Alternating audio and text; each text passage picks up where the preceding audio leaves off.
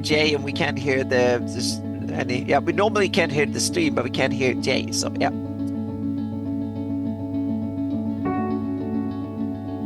No, we can hear a little bit of music. Yeah. Oh, that's probably you. No, it's. No, I don't have the speakers on. So yeah.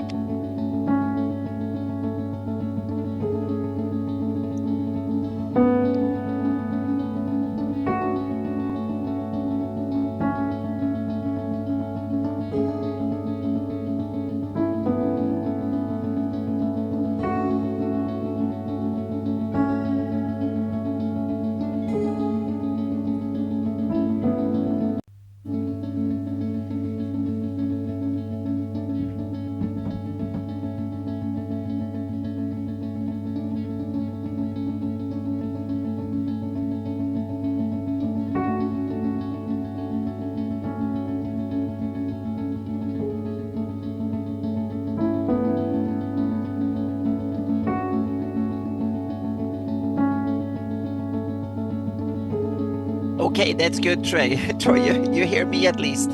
Yeah, you don't hear Jay. He's probably working on it, I think.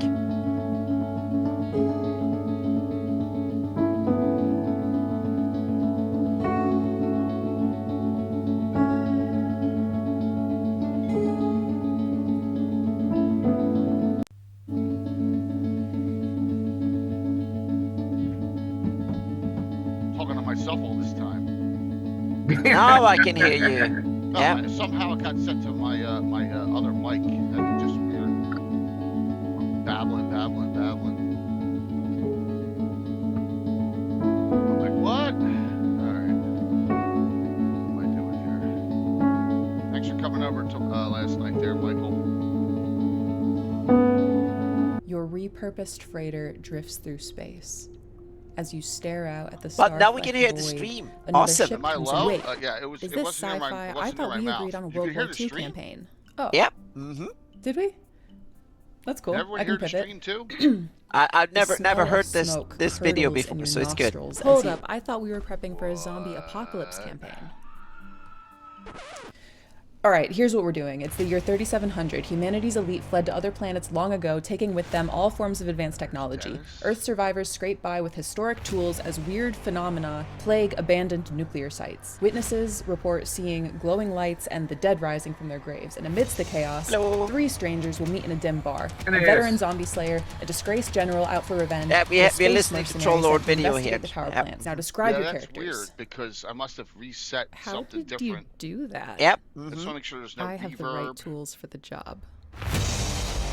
No, it's just a little bit late. My volume's low now because of it's set differently. So now I gotta make Uh-huh. I gotta make a tweak here. Hold on. Okay, Dennis is fiddling with his camera. Yep. Getting ready. That's good. Can you hear me? Yep, we can hear you. We can see you too. We saw you perfectly. That's Now, fine. now we still Fine. see you perfectly. So don't touch it. Alright. Yep. And last time, because I have two monitors hooked up to a desktop, Now I should be Mhm. louder, and I should be louder now. and I've got my work laptop and another monitor.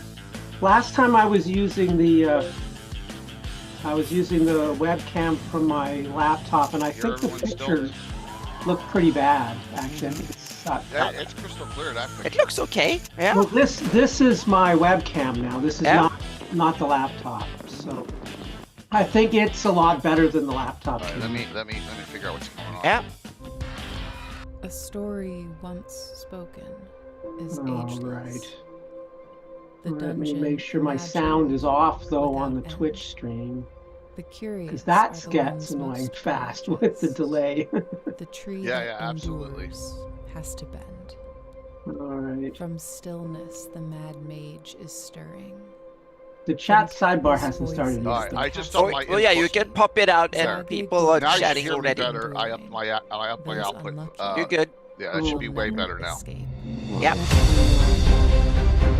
Oh, Oh, Raven's hammer. Thank you. I see it now. I see it. It should be way better now.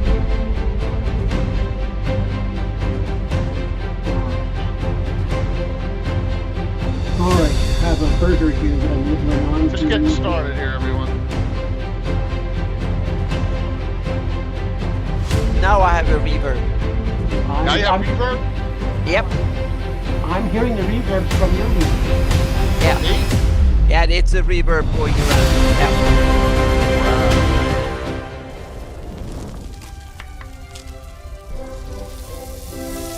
We'll What see. is going on? Is it okay now? Yeah. Now it's okay. I don't hear it anymore. No, it Only was when I with- talk? maybe. No, it was okay now when you talked It's okay the now. last. Yeah, when you talked a little bit. Yeah, It's weird not hearing Yeah, it. I know. I don't hear anything right now. it's good now. Yeah. All right, so there we go. All right, very cool. At least, yeah, I guess. Cool, man. Let me see. That's great to hear. How do I pop that out? Use the cog wheel. Oh, there, pop out chat. I see it. Oh. I got it. Because now, since I'm not running Zoom on the laptop, I can run the chat in front of me here. All right. Hey. Hey, everyone. Joe. what's Hello. up? Joe. I'll put Sam and Yes, Leslie. Joe. Hello, Les. Welcome. Hey, guys. Hey, Hello. Missing Allan, and I think Yeah, Gary. good to see you. Joe. He's got the memo. He has the right background. He has a Greyhawk Oh, map. of course. Yeah. Rest of us are a She's got little the bit right sloppy here. background for Yeah. Well, I do all my weekly videos on Sunday, so Yeah. I had an actor So you're record, already so- you set up and ready to go. That's Awesome. good. Yeah. Very cool.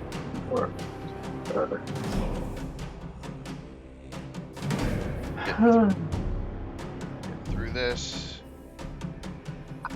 And Joe, I need to start commenting on your videos because you're asking a lot of good questions. So I need to that are provocative in a nice, good way, so to speak, to get you thinking. So I like them. Yep. Oh, please! The more comments, the merrier. Yep. Yeah. So you hit some good, thoughtful, provocative, thoughtful in a positive way, not in a negative way. Yeah. I'm amazed I can still come up with ideas after all this time. Yeah, but it's good. You reflect on things and you say, this is my view and what's your view? And I like that. That's great. That's not right. POV, Yep. I had 30 minutes before my campaign We group still have showed up, and I 8 was minutes, right? totally unprepared. Yeah. Yeah. I grabbed Okay. my ready set Yeah. in I'll be right counter back. box, and boom, everything I needed for an epic session. Adventure hooks, map tiles, Yep. loot tables, stat blocks, and miniatures. So how's all ready to go. everyone's My Greyhawk players con still been? think I spent hours planning It's our been great dragon encounter. For the most part, if you're a busy really, dungeon really master, good. Get ready set Yeah. encounter For the live most now on part? Does Kickstarter. that Yeah, mean for the they're most like- part, I had one disappointed player. POV, I I don't had think 30 it was the minutes rules. before It my was more like the campaign play group showed style, up, and I and I didn't was advertise it totally well enough. unprepared. So I that grabbed was. my ready set But encounter box, and we've boom, talked afterwards, everything I chatted needed afterwards, for an so- epic session. Adventure hooks, yeah, map it was tiles, in loot a couple of tables, my stat games. blocks, Yeah. and miniatures, Yeah, all ready yeah. to go. So My it players was, still but think I think it spent was more hours play planning style our issue great dragon than encounter. anything. If So you're a so busy yeah. dungeon So master, but we get ready, set communicated. So encounter live now it's on definitely not the Kickstarter. players that are wrong. It's me in any case, so to speak. And I don't want to say any names. And Well, you can't please all of the people all the time. exactly, that's the thing. And so I think it was predominantly a playstyle issue. And so that's one of the questions I need to bring up to the question. How do you advertise playstyles so players can find you who likes to Put it- play with you gotta put and it right vice in- versa? You gotta put it right in the description. Oh, I know that you put it there, but but how do what you- the heck do you But say? how you measure play style is Exactly. your How do you own- label them? Your own. Meaning- Your own. meaning how do I label my own playstyles, so to speak? That's the I kind don't of know about guidelines for that. That- yeah. That's a good question. I just don't Yeah. know. Exactly, because I most of my players were very happy if I could judge more from their comments and stuff like that, but some were not, and that is expected. So I'm not surprised by it or by any means. It's just that how do I communicate so that player would have signed up for something else that would have been more suitable, rather than end up in my game, so to speak. Yeah. Oh no, the evil Gary is here. Uh-oh. Hello, Ellen. It's the Hi, bot. Gary. Yep.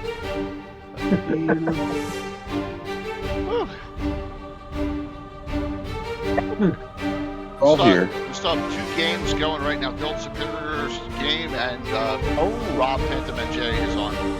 Still Well, playing. Rob has probably run a game This is every the minute of this sixth weekend. game. Yeah. Yeah, 6. Yeah. What's I up, felt Matt? I like- swear, he and Indicarus were all over the place, man. I don't know how those guys did. Yeah. Rugal I've played run in 9 game. games. Yeah. 9. I've run game. Yeah, I've run game for 10 hours, and it feels like I've ran a heck of a lot. But that's only like a Job tiny burned me bit out, compared to Rob. Phantom and Jay have run like 10 times that. Jay, can you put the link to this in the chat so I can share it on my Facebook? Link to I mean, this is going to be live somewhere, right? On Twitch, I it's guess? on Twitch, yeah. But where do you Yeah. want me to put it? In the chat. I can't. I'll crash the stream. I can't bring up the chat. Why? Someone I'll else will have it. I'll fix it. If I open that up during the stream, it'll crash it. Yeah. Oh. Yeah, the Zoom chat. You mean. Yeah. Yeah. Here, There you you go. go. He's got it. Go ahead, we just did it. Gary just There- did there it we go. in Twitch itself. And Yeah, there, and I the put chat it in there. There, Anna in just did it, Zoom yeah. chat. Yep. And I was gonna do it. I could do it just to be part of the crowd. Yeah, we can all do it now. So There we go. We yeah, post it go. everywhere. So Go. Joe, you started a post fest. We have posting Post everywhere fest. going on now. Yeah. Alrighty. Yeah, Gary, when is the next post fest coming up? I need to participate. I never participated in a post fest before, so I realized that now I should. Yeah. Alright. We're gonna come live. We're all good. 4 minutes early.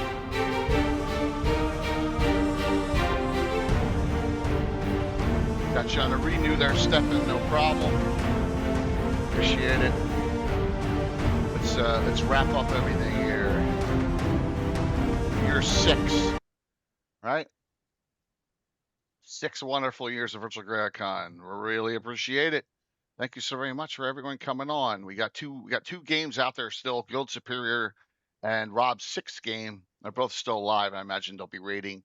One of them may be raiding into the other one, then they'll be coming in here afterwards when they're finishing up. So got a cool group here for our Ask the Experts this year. Unfortunately, Eric Mona's on a plane. So Oh no. yeah, he told me that. I was too lazy to change the banner. I've just got so much going on.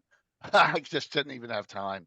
Which plane? The Abyss? So which Ah, plane? yeah. That's a good question, I don't know Gary. where he was going, so I don't know Yeah. where the hell he might be going.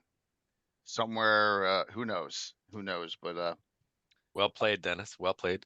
Yeah. Mm-hmm. really, and Yeah. as y'all know, I'm coming off of something.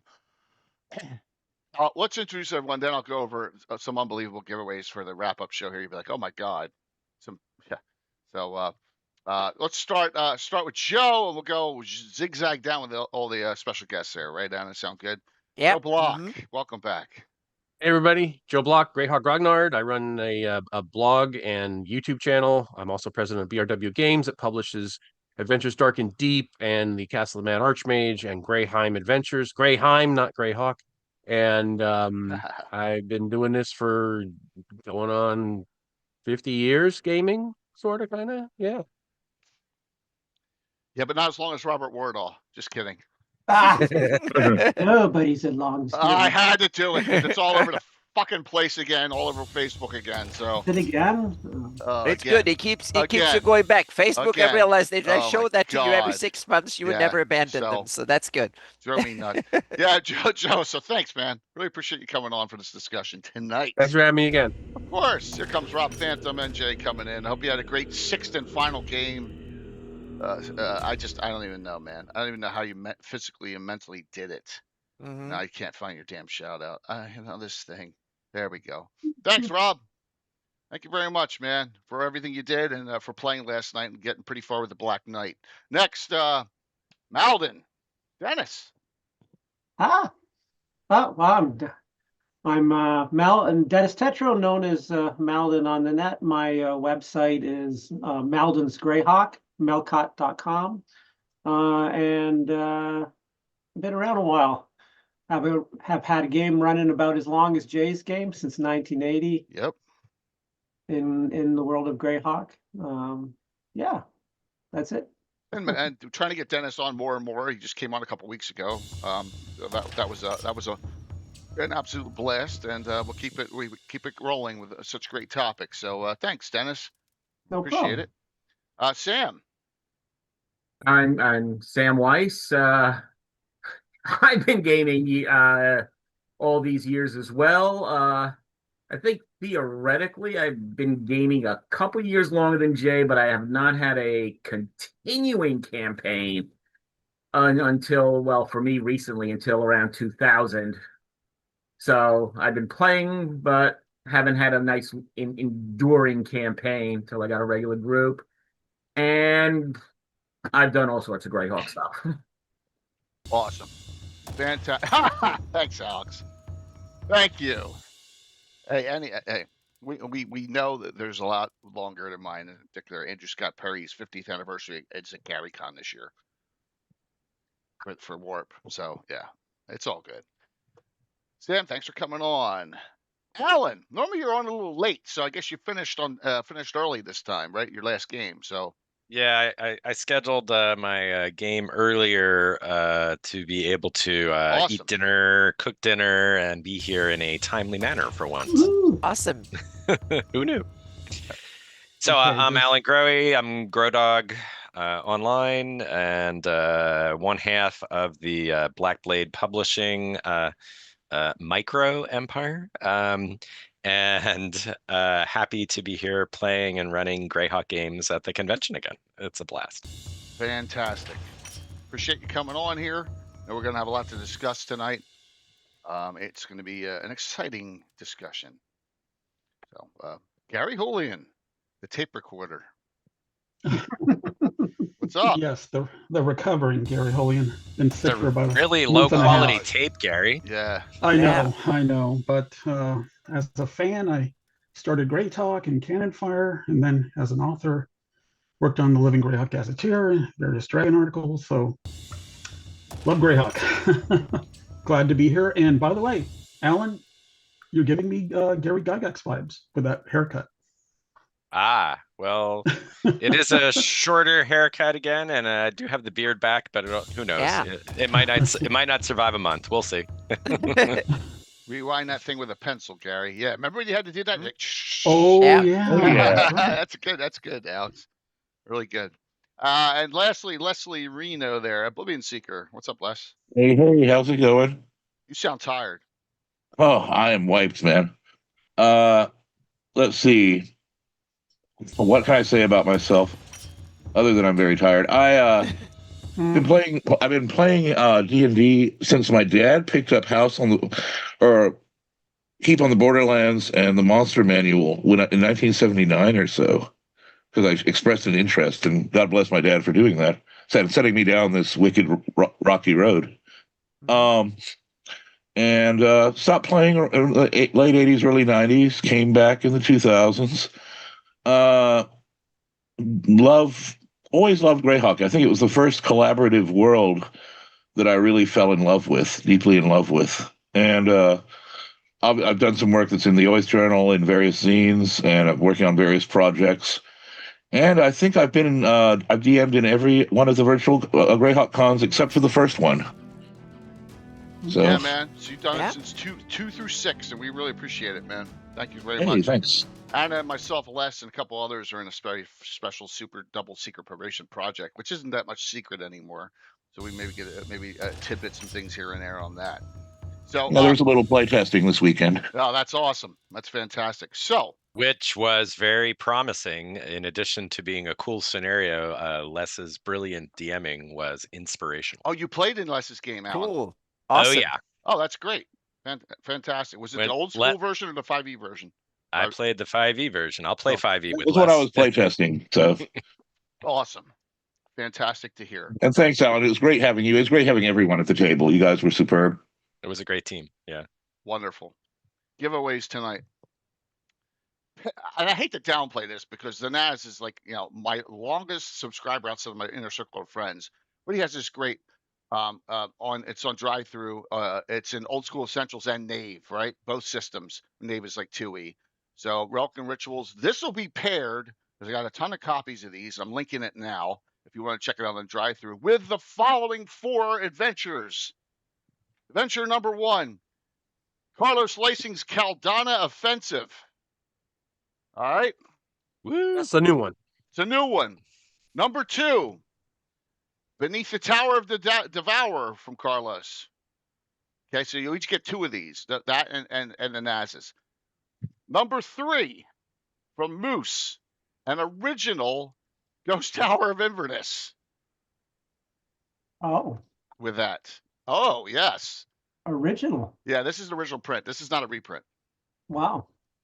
Lastly, this is the one close to my heart because I talk about it all the time, and it's so rare to get. An original Fortress Elendar from Jeffrey C. Dillow. One of the greatest adventures ever written. Yes, they're in High Fantasy Adventure from 1980.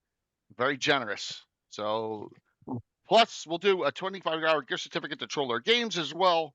So we'll have 5 giveaways. Now, maybe we will have 6 giveaways. Oh, Joe, what I will toss in a copy of my brand new Adventures Dark and Deep Light. Hardback? Hardback. Yes. All right. Wonderful. Awesome. Oh, I'm definitely going to have to enter the drawing for the very first time. Now, please note one thing, and I'm not going to bitch, but this will be the last session, unless things change, that I will ship to Canada. It's $31 for one stinking module. Now, it's insane. $31 shipping. That's to ship? For me to ship this is $31. You're kidding? No, I'm not kidding. So it is crazy. So you continental can't US, stick it in a manila envelope and send it. Still $31. Regular mail? Really? Well, yeah, I was looking at some DVDs the other day, or Blu-rays rather, to get them imported, and yeah, it's a lot, man. Yeah, it's That's insane. But we will, and if you win, we will do multiple Troller Game gift certificates. Okay. Here comes Guild Superior in, so we got the whole crew running in. Hope they had a great game as they were the last highlighted stream of the day. What's up there, Dave? Hope it went well. Thank you all for all the memories and the raids and everything that happened this last 4 days. All right, so I want to start this off with just conjecture. All right, we did our top 10 adventures, right? I want everyone to tell me your top 3 reference books for Greyhawk of all time and why. For example, my number 1 is a Free City Growth box set because I think it was groundbreaking with all the detail in it. 2, I don't care what anyone says about the map of Greyhawk. Wow, no, there's the raid fight. 2, Mark Land's Eye is the Evil. I count them as 1A, 1A, 1B. And 3rd, Slaver's Reference from Sean Reynolds. They're my 3 best. And then just tell me why. So, as an expert. So, Joe, kick us off with that. Okay, Gold Box. Okay. Gold Box is number 1. I mean, it's got the map. It's got it expands on the original folio with all the cool stuff about the gods. It gives you everything you need to run a campaign, and it's almost Hemingway-esque in its ability to communicate a lot of very evocative information in a very small footprint, right? So you get, like, for an entire kingdom, you'll have a paragraph. But from that paragraph, you can just run with it in all kinds of different directions as a DM. So it's Gary just knocked it out of the park with his ability to inspire in few words with that. Okay. Second one would be The Adventure Begins, because that kind of bookends the campaign setting, right? And Jim Ward did a really great job covering everything, bringing the campaign up to 591. Greyhawk Adventures. The Adventure Begins is Roger Moore's. Roger Moore, yeah. Roger Moore. That's right. And he just brings it up to 591, completely bookends the setting. It's everything you need. Covers the Greyhawk Wars, covers the post wars, the whole thing. Kind of resets everything a little bit, but not entirely. It's just if you want to take things into the future, it is a beautiful, beautiful thing. And then the next would be City of Greyhawk for the reasons you mentioned. I mean, they pack a lot of great stuff in there. It's easy to use. It's practical. It's got a ton of, if you read through the, like, how to design an adventure in the city, all that stuff is just gold. I mean, it's up there with How to Run the Game Hey, Rory.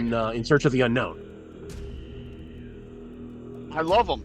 I love them. There's no right or wrong answer here. There's none at all. So that's fantastic. Thank you very much, Joe. Maldin. Of course, there are wrong answers. Beta Vistas. There you go. I have to list puppets. No. Yeah, I suppose there are wrong answers, but I think the more correct response is, how do you choose which is your favorite child? I know, I make it tough. I know. I don't know. I have to agree with you guys so far in a lot of ways. I mean, obviously the box campaign setting was keystone. The city of Greyhawk, in spite of the map, everything else in that was brilliant. And what everybody was finally waiting for a real city, right? There wasn't anything like that before. Yep. Absolutely. And the LGG, for what it pulled together and what Roger did with The Adventure Begins, all of those. I mean, that goes to 4, but that's all right. of those things were equally cool. Yeah. Okay. And I think all of them would be important to anybody starting a campaign. If we're allowed to go to 4, I want to throw in Saga of Old City. Okay. Okay. Hey, there's a lot of great data in that, isn't there? Yeah. Absolutely. 100% agree. So go ahead there, Sam. Sam's in relaxation mode, by the way, everyone. I know. I keep thinking he's passed out. No, I just like to relax. I'll go with the Living Greyhawk Gazetteer first, as it is the most complete. The most complete overview of everything up to date. Then it would have just tie between the 83 box set and The Adventure Begins, because The Adventure Begins adds a ton of minor details that are gloriously easy to overlook. I mean, we went over that when you did your show on it. There's just a ton of little details hidden throughout it, little bits of lore that Roger really researched and added in to the whole history, especially of the city. And the 83 said that it's a starting point. It's the outline of everything. If it came with a 4th on that, I'd say it's for me. It's also a little tough because I like the more unexpanded version that the folio represents.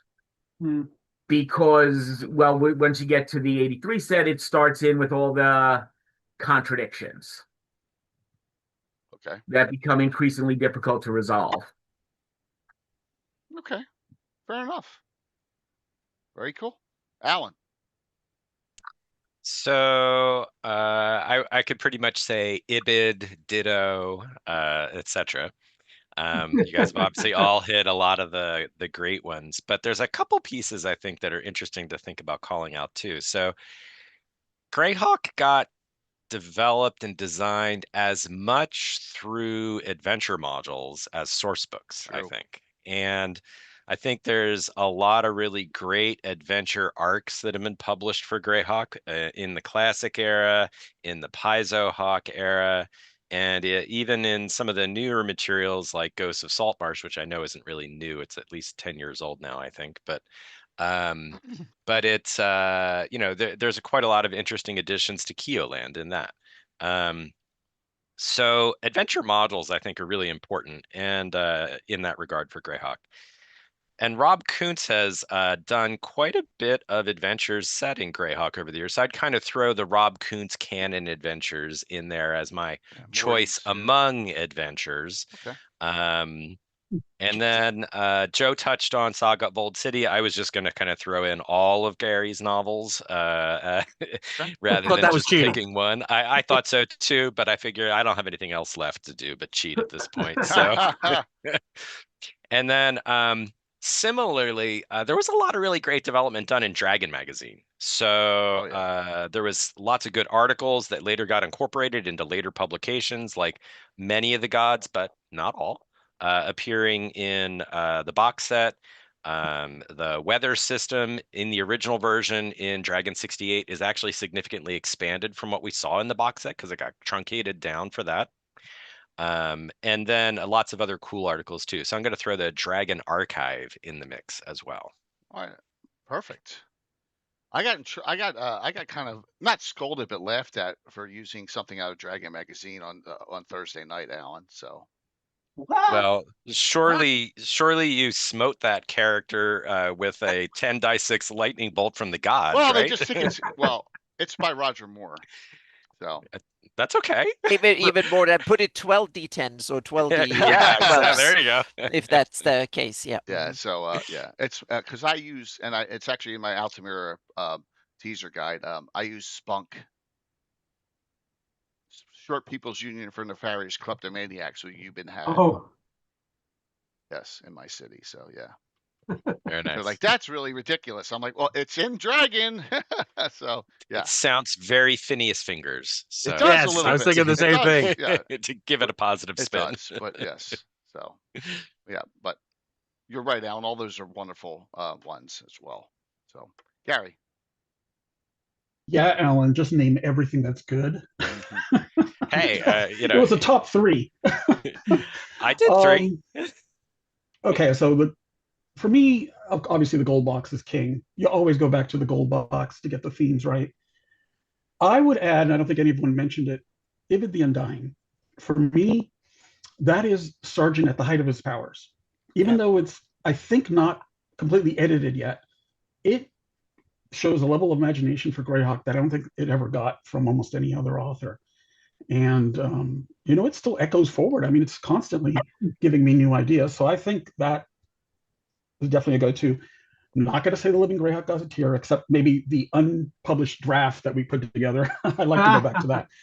But I will be the bad guy and do a counterexample and say, I don't like the City of Greyhawk box set. That's fine. Oh, yeah. I don't think that's the Gary City. I think it's trite. I think it's a theme park. It doesn't feel like a medieval city. It doesn't feel like the city that's supposed to inspire it, like Lankmar. So I really, really reject that work as the definitive city, and I would love to redo it. And for that reason, I always go back to Gord and look at those novels as the source for my city. I would love to see a new map of it, Anna, someday. Anna's got enough to work on right now.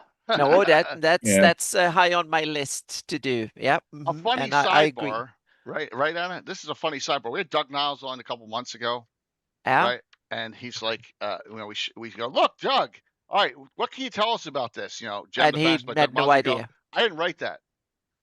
That might be a lot of sergeant work in that that we don't know. This. I don't remember doing that. Yeah, I heard you saying that before. Yeah, so I find that very, very strange. Yeah, I find that odd because I still remember things I wrote 30 years ago like it was yesterday. So if I wrote something, I would remember that I wrote it. Yeah. So I wonder if there was some ghostwriting involved back in those days. It sounds it really does sound like it. So maybe it was a thing to get enough credits or rewards for products done or something like that. You heard it here. Yep. I've never tried analyzing the text to see if it could match it to Sargent's writing style. I believe it's very similar. Both of them. I didn't even realize there were two separate writers, and I was like, oh look, the book title books are by different people. Until we had Rick on and you.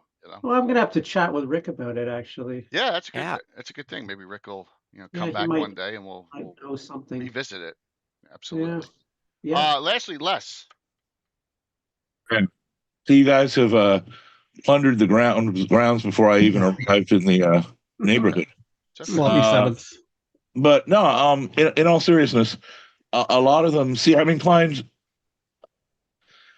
I'm always going to have some association in my mind between the folio and the box set, not for just the obvious reasons, but because I got the folio first. I still have my copy of the folio that I had when I was a kid, battered to health. And the the thing about it, the thing that like Sam was raising is that when contradictions start rising in, I almost see those as opportunities, if that makes sense. As quote unquote canon grows, and you wind up with things that seem to be irreconcilable, those are golden opportunities for trying to figure out what is disinformation, what is speculation, and what is it that their heroes might hear in when they're in one neighborhood and hear differently when they're in another. And I kind of like that kind of ambiguity. The gold box, though, is a thing of beauty. But I'm going to tell you what my three are. And basically, it's because I don't know.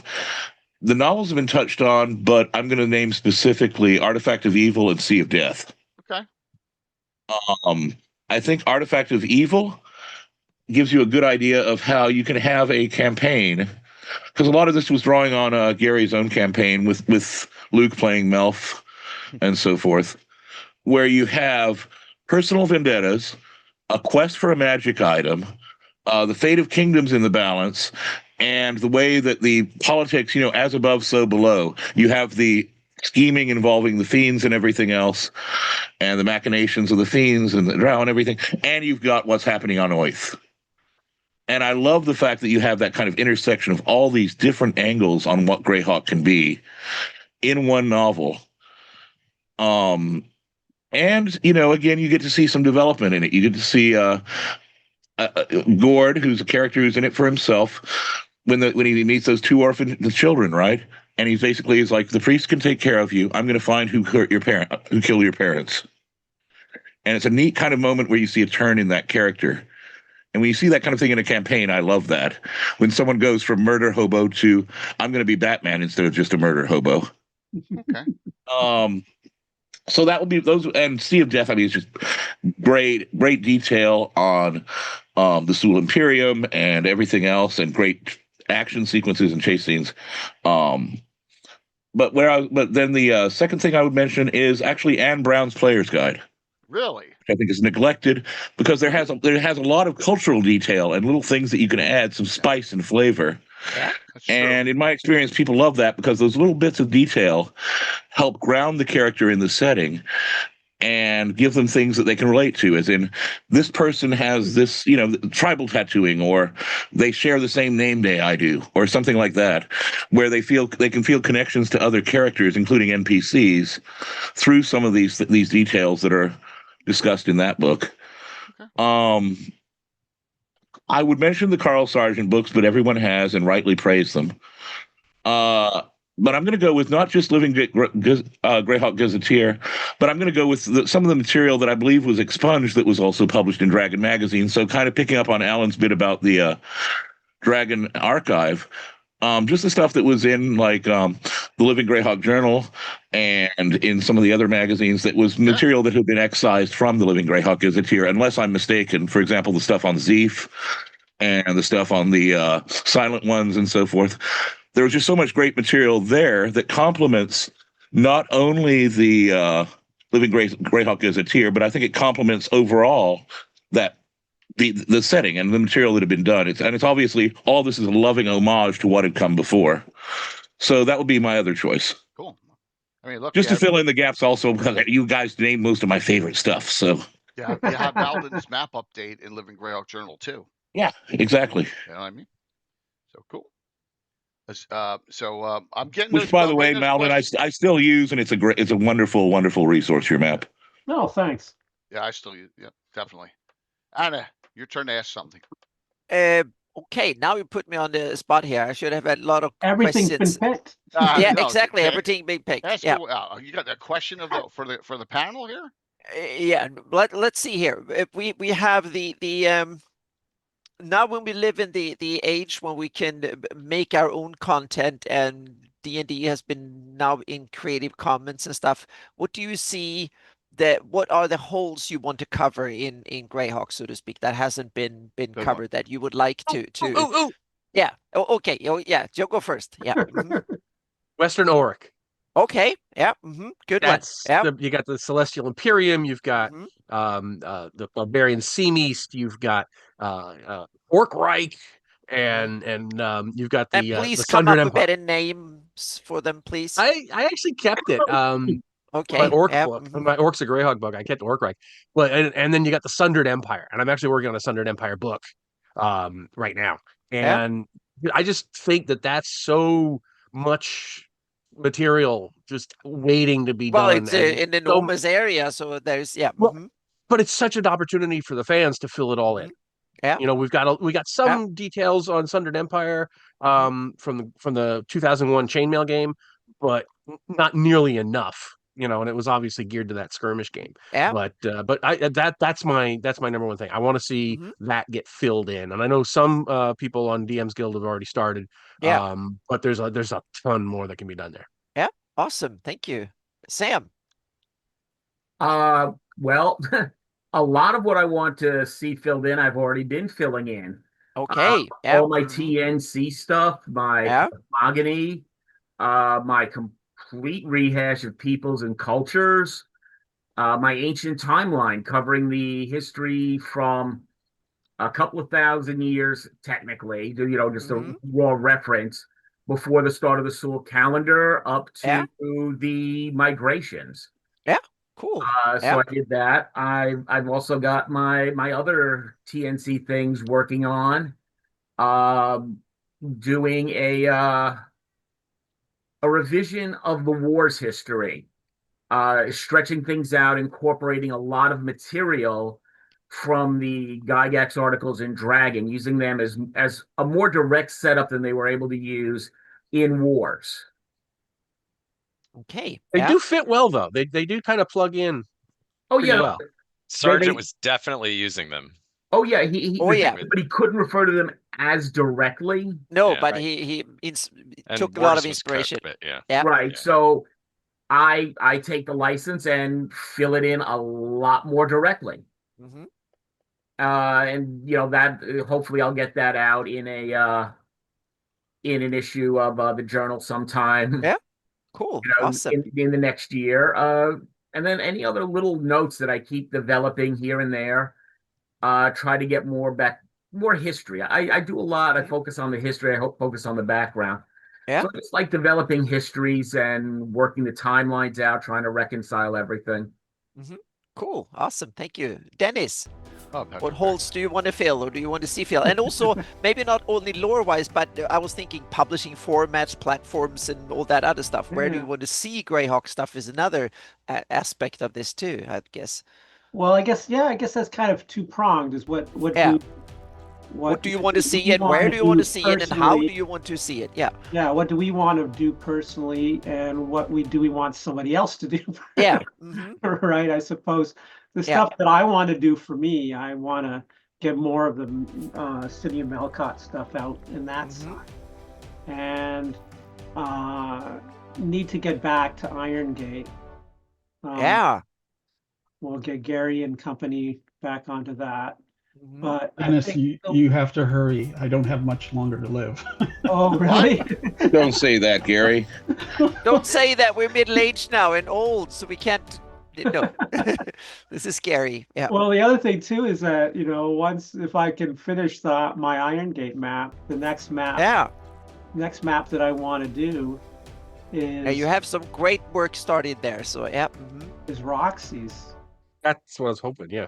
Because that whole eastern area is an area that is, thanks to what Sargent wrote, so ripe for adventuring because it's such a torn region, and it's also a key part of the setting thematically. It's not been touched adventure-wise at all. Like if not entirely true, could have hung on to another, Greyhawk for longer, that would have been a cool area to do the next string of adventures, right? Adventure Path, Great Kingdom and Roxy's. So if for stuff that I don't personally want to do but would like to see done, I mean, we've got a lot with the center of the Flanness. But okay, we got Roxy's and Melkot, but the other two corners, the far, the the east, northeast, and the northwest. Yep. Those are areas that need developing as well. I'm personally not ever going to get around to that, but other people, they get working on that stuff. Yep.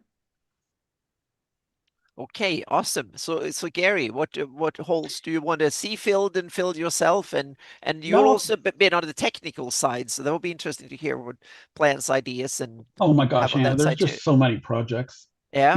And you know how it is. It's like they're all on the back burner. So, Yeah. so if I had to pick one, I would just take Dennis's lead there and say that the East Coast really is Yeah. underdeveloped. I mean, it is a potential Westeros-like campaign Yeah. in the waiting, just with all of the notes that Sargent left us. Mhm. What I want to do and what I have been doing, where I've been working on, is to make a source book of Rel Astra that is the equal of the City of Greyhawk box set, but with the taste that I want to apply to it. So I've already been working on the map, and a bunch of us have been working on Gazetteer. So maybe in the next year we'll see that out.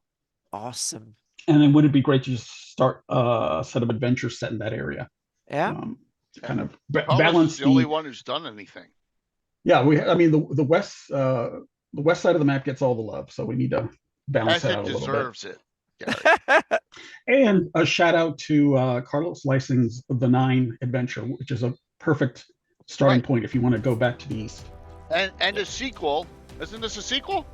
Yep. There you go. That's a sequel. We're giving it away tonight. Yep.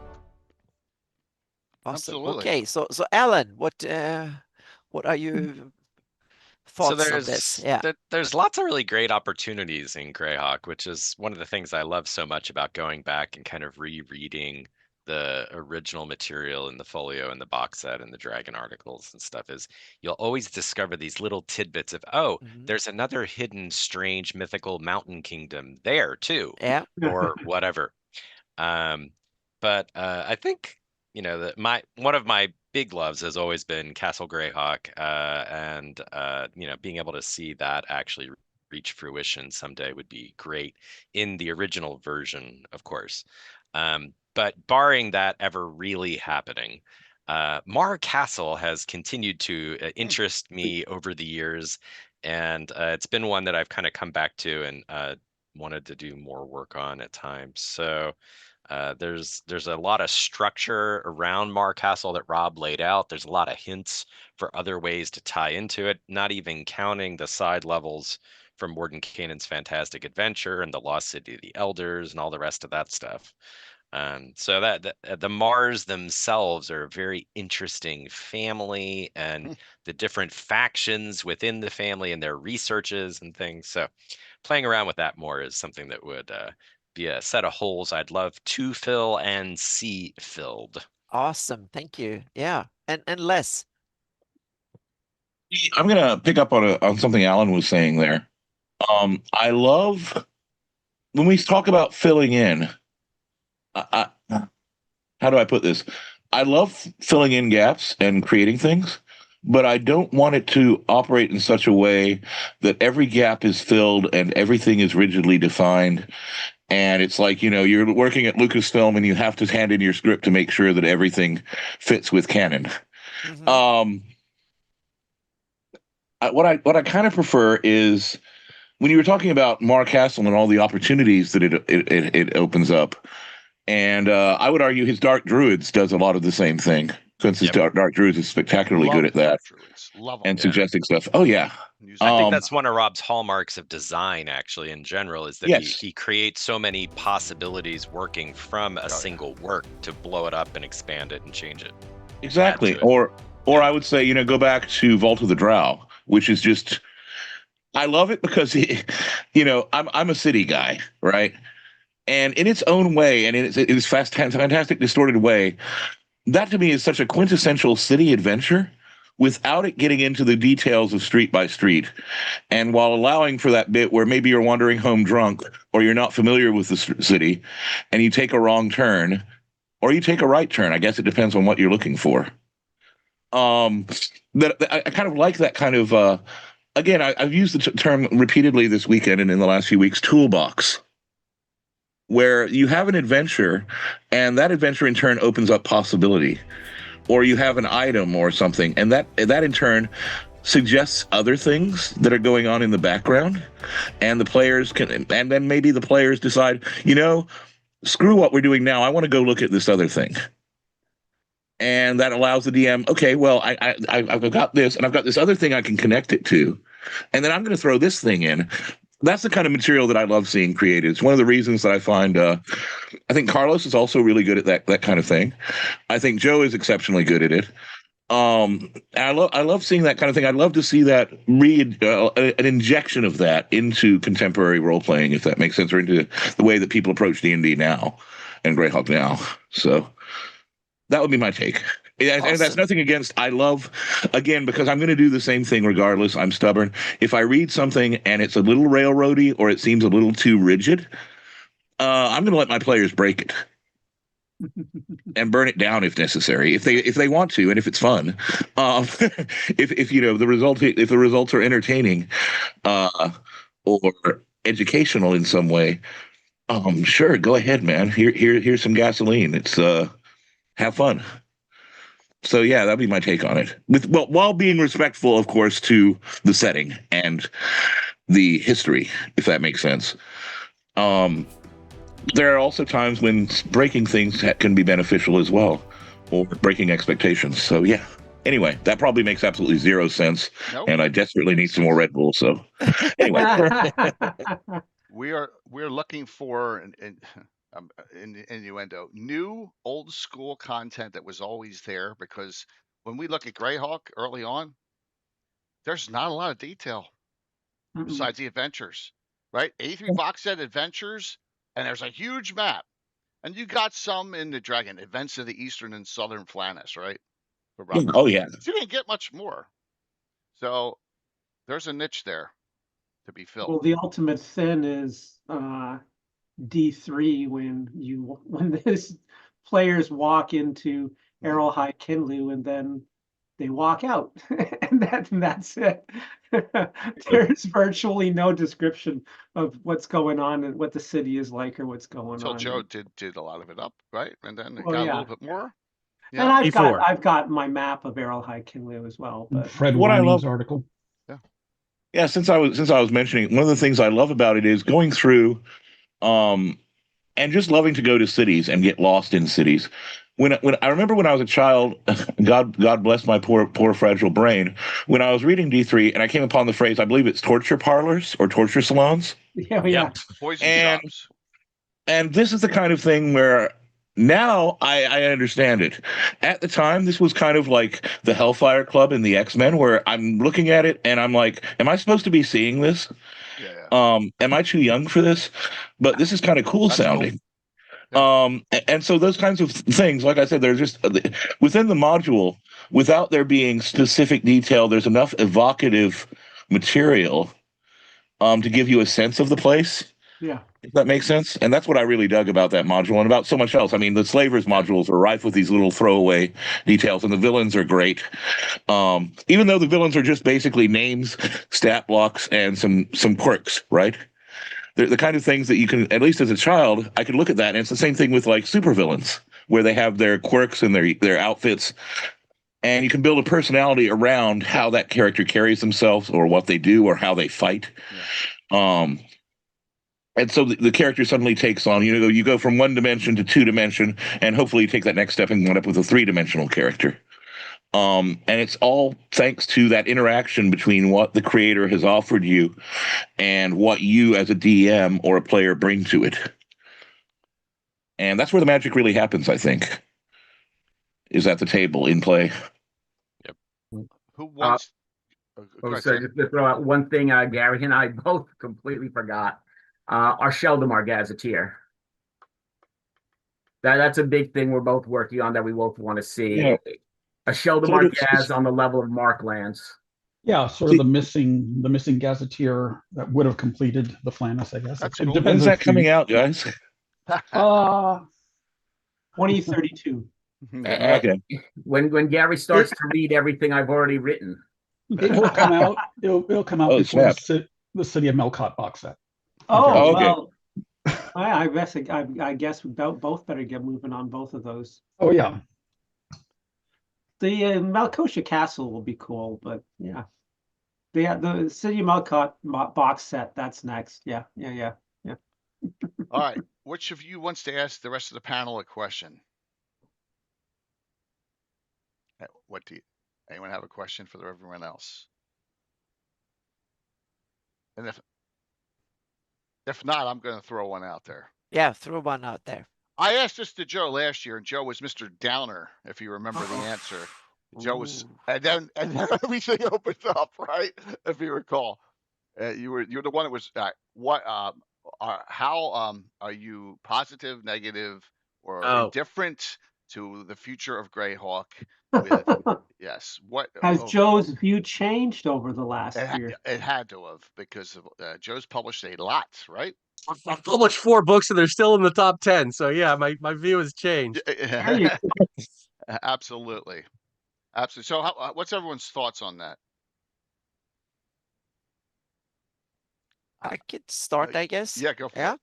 Yeah, I'm more optimistic now than I was a year ago, in that sense that we have a renewed interest in a younger generation of Greyhawk gamers coming in again, which I think it's that's the only way the setting going to be actively used and remembered long term. And so in that sense, it's wonderful to see that now people who are much younger, half our age and younger, are now finding interest in Greyhawk because they've seen it in the 5e world, so to speak, and then it's like, oh, there's a history to this, there's more. Some of them will probably never be interested in all the old stuff that made the setting interesting to begin with for us, but some of them do, and some of them kind of look into the history of it and stuff. So in order for it to be continuously loved and cherished and played, we have to have young blood coming in, being interested in it. And in that sense, I think Wizard of the Coast have done us a huge service, so to speak, in that sense. And also the way they finally did it, meaning they made it as an example of something you can homebrew. I think that was a great way of introducing it. Then maybe the execution could have been better, at least from my perspective. But on the other hand, I was not the target group for this at all. So that's why I don't feel like I'm the one to judge, so to speak. But I really like the intention behind it, and that they now made a push for it again. And so we have younger people who are now interested in Greyhawk. I can see it on my Patreon. I can see on questions, emails, and comments and stuff that I get, that there is now a younger generation who gather interest in Greyhawk. So I'm more positive. Yeah. I think I'd argued a few years back that there was already interest among younger people in OSR and OSR adjacent gaming. Oh, yeah. And that would inevitably, I think, result in people stumbling upon Greyhawk at some point. Yeah. The thing I think we also need to remember is when we talk about some of the young people, yeah, I mean, the same thing is relatively true of our generation too, though, isn't it? People played Greyhawk modules, but they didn't necessarily, not everyone, a few of us, but some people didn't necessarily think of them as Greyhawk modules. They just thought of them as D&D modules. It's really, late once you start getting into campaign and later edition wars that things start getting funky, and everything becomes an issue of branding and everything else and marketing. With this, I felt a degree of optimism in that there are people like us who are keeping Greyhawk alive. There are younger people who I've introduced at my table, at least, since I started my 5th edition campaign back in 2018, who I know some of them have played fairly regularly in virtual Greyhawk Con, and they've become really big fans of the Greyhawk setting, to the point that they don't want to play any other setting, which I good for them. But yeah, I mean that sincerely. I'm glad that they really love the setting that intensely. So I think that with WotC, it was a calculated move. That doesn't necessarily mean it was a bad move, or that it can't be beneficial to people other than WotC. Corporations do not control rock and roll as hard as they try. You're still going to find people playing in a garage or a bar somewhere. And sometimes those bands go viral. And it isn't because of the machinations of some music industry executive. And I feel the same way about Greyhawk, and I feel the same way about gaming in general. There is always going to be something fresh and rock and roll and cool about Greyhawk and about gaming in general. So anyway, that's my little ramble. Yeah, awesome. Anyone else want to take that up? I know that It's a touchy topic. Once again, Watsy's getting beat up. If you've seen on anyone who is on, if you're the big corporation dominating something, there will always be a lot of people angry at you. Because they got someone with a wheelchair in the new Keep on the Borderlands, right? And it's driving the old school people crazy. Crazy. They're like, well, that's what there's healing spells for that. I haven't heard that one. Oh yeah, it's all over the place. Go on Twitter, and you'll see it. That explains why I don't know. Exactly. It's on Twitter, it's on Threads, it's on Instagram, it's on all of them. Okay. So, I don't go on any of them. Exactly. Same here. Yep. But I think maybe Facebook is all I see. Some of us are hopeful that they're finally listening. So we'll see. Oh, you mean you want more or less wheelchairs? I don't want any. There's no wheelchairs in Greyhawk. Okay. All right. I want to hear a funny story. Here's a funny story. My son's in the car with me. This happened on Friday. No, Thursday, because I called Anna right afterwards. And Luke Gygax calls me and tells me something. My son overhears it because it's on the speaker, and he says back to him, "Hey, Luke, can you just promise me that you're not going to have any furry player characters?" Furry? Yeah, like Tabaxi and stuff. In Greyhawk. And turtles are okay. They have no fur. Luke starts laughing. He's like, I was like, yeah, well, he knows the deal. He's an old schooler too now. I'm trying to teach him the right way. Yeah. So, yeah, that was funny. Funny discussion. Yeah. So I'd like to chime in on the future of Greyhawk part a little bit. One of the things that I think has been hallmark for part of why we're all even sitting here has been the fan love for the setting. And I think that's been true for as long as the setting's been out there. And I think from a fan point of view, things definitely look better than they did, say, when Virtual Greyhawk Con was starting. There's a lot more, I think, fan engagement. There's a lot more places to engage. And there's a lot more things going on. Virtual Greyhawk Con itself, is a great example of fan-driven activity. Most of the publishing we all do is fan-driven at its heart, even if we might actually make a little money on it on the side here and there. Question.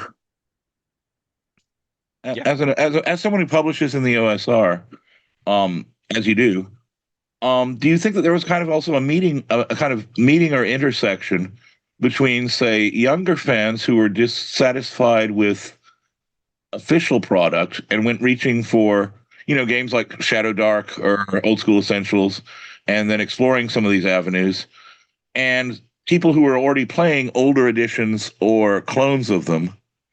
Do you think that at some point they kind of met in the middle? Because I've noticed a lot of tables that have mixtures of grognards and youngsters. And it's kind of a fascinating thing to observe, at least from my perspective, because I'm like, a few years back, everyone was going, these young whippersnappers don't appreciate blah, blah, blah. And young people were like, get over it, boomer. And yet here everyone is at the same table playing in Greyhawk, which makes it amusing to me. Yeah, I think that's definitely the case, because I think you see that with the mixture of the folks at conventions, at the tables like you're describing. And I think the inherently in the various internet communities in particular, you've got a wide range of different folks participating in age and stuff, or level of familiarity. And I think there is sort of a cross-pollination going on. I don't know. I think I'd hesitate to call it a generational passing of the torch. Yeah. But I think there is a lot more exposure and interest among to the setting among younger gamers, as well as interest to similarly in older game systems or versions of older game systems throughout the OSR too. So yeah, and exchange of ideas too. Yeah, for sure. Shadow Dark is nothing if not an exchange of ideas between old school sensibilities in a 5e engine. So yeah. But I think Alan, it's a catalyst that they need. the catalyst that WotC needed to wake the hell up. Well, and I think that happens with, to Anna's point earlier, big corporations. Chaosium in the 1990s was publishing really not that much of great note, and Pagan Publishing came in and ate their lunch for 10 years. And that happens. Yeah. More innovation comes in. The corporate mindset will always default to, they're buying this because it's our brand, not because it's quality product. So we can crank out product, and as long as it has the brand associated with it, people will consume it. Yeah. And inevitably what happens is people go, this is slop, I'm not going to consume it. Yeah. Someone else is producing something that's better, I'm going to go consume that. Yeah, right. and also that's that what I'm just going to stop consuming altogether. Bankruptcy. Yeah. And they lower the production cost. Meaning, look at Wizard. They cut the D&D team down to the bare bones, early 5e years and stuff like that, because they didn't have much hope. And then things exploded, and they had to scramble. And now it's a new regime again. So now the policies are shifting again from everything should be digital, and we don't know what happened. And I think we will see that persistently, that every 5 to 10 years there is a shift, and that means that there's someone new who wants to stir the pot again and do something else to earn more money, or earn the customers back when they try to earn too much money previously, and customers get angry. So that's like a lot of things. That means that eventually over time there will be some sort of balance. So yeah, hopefully. And that's why important that Greyhawk and the fans endure. Yeah. Yep. And thanks to now that D&D is in Creative Commons, even if Greyhawk isn't, at least this brings the fan culture more to the forefront, because we can hope that the fan creation policy stays the way it is. And I guess I shouldn't say that, because then someone realized that they should change it. So yeah.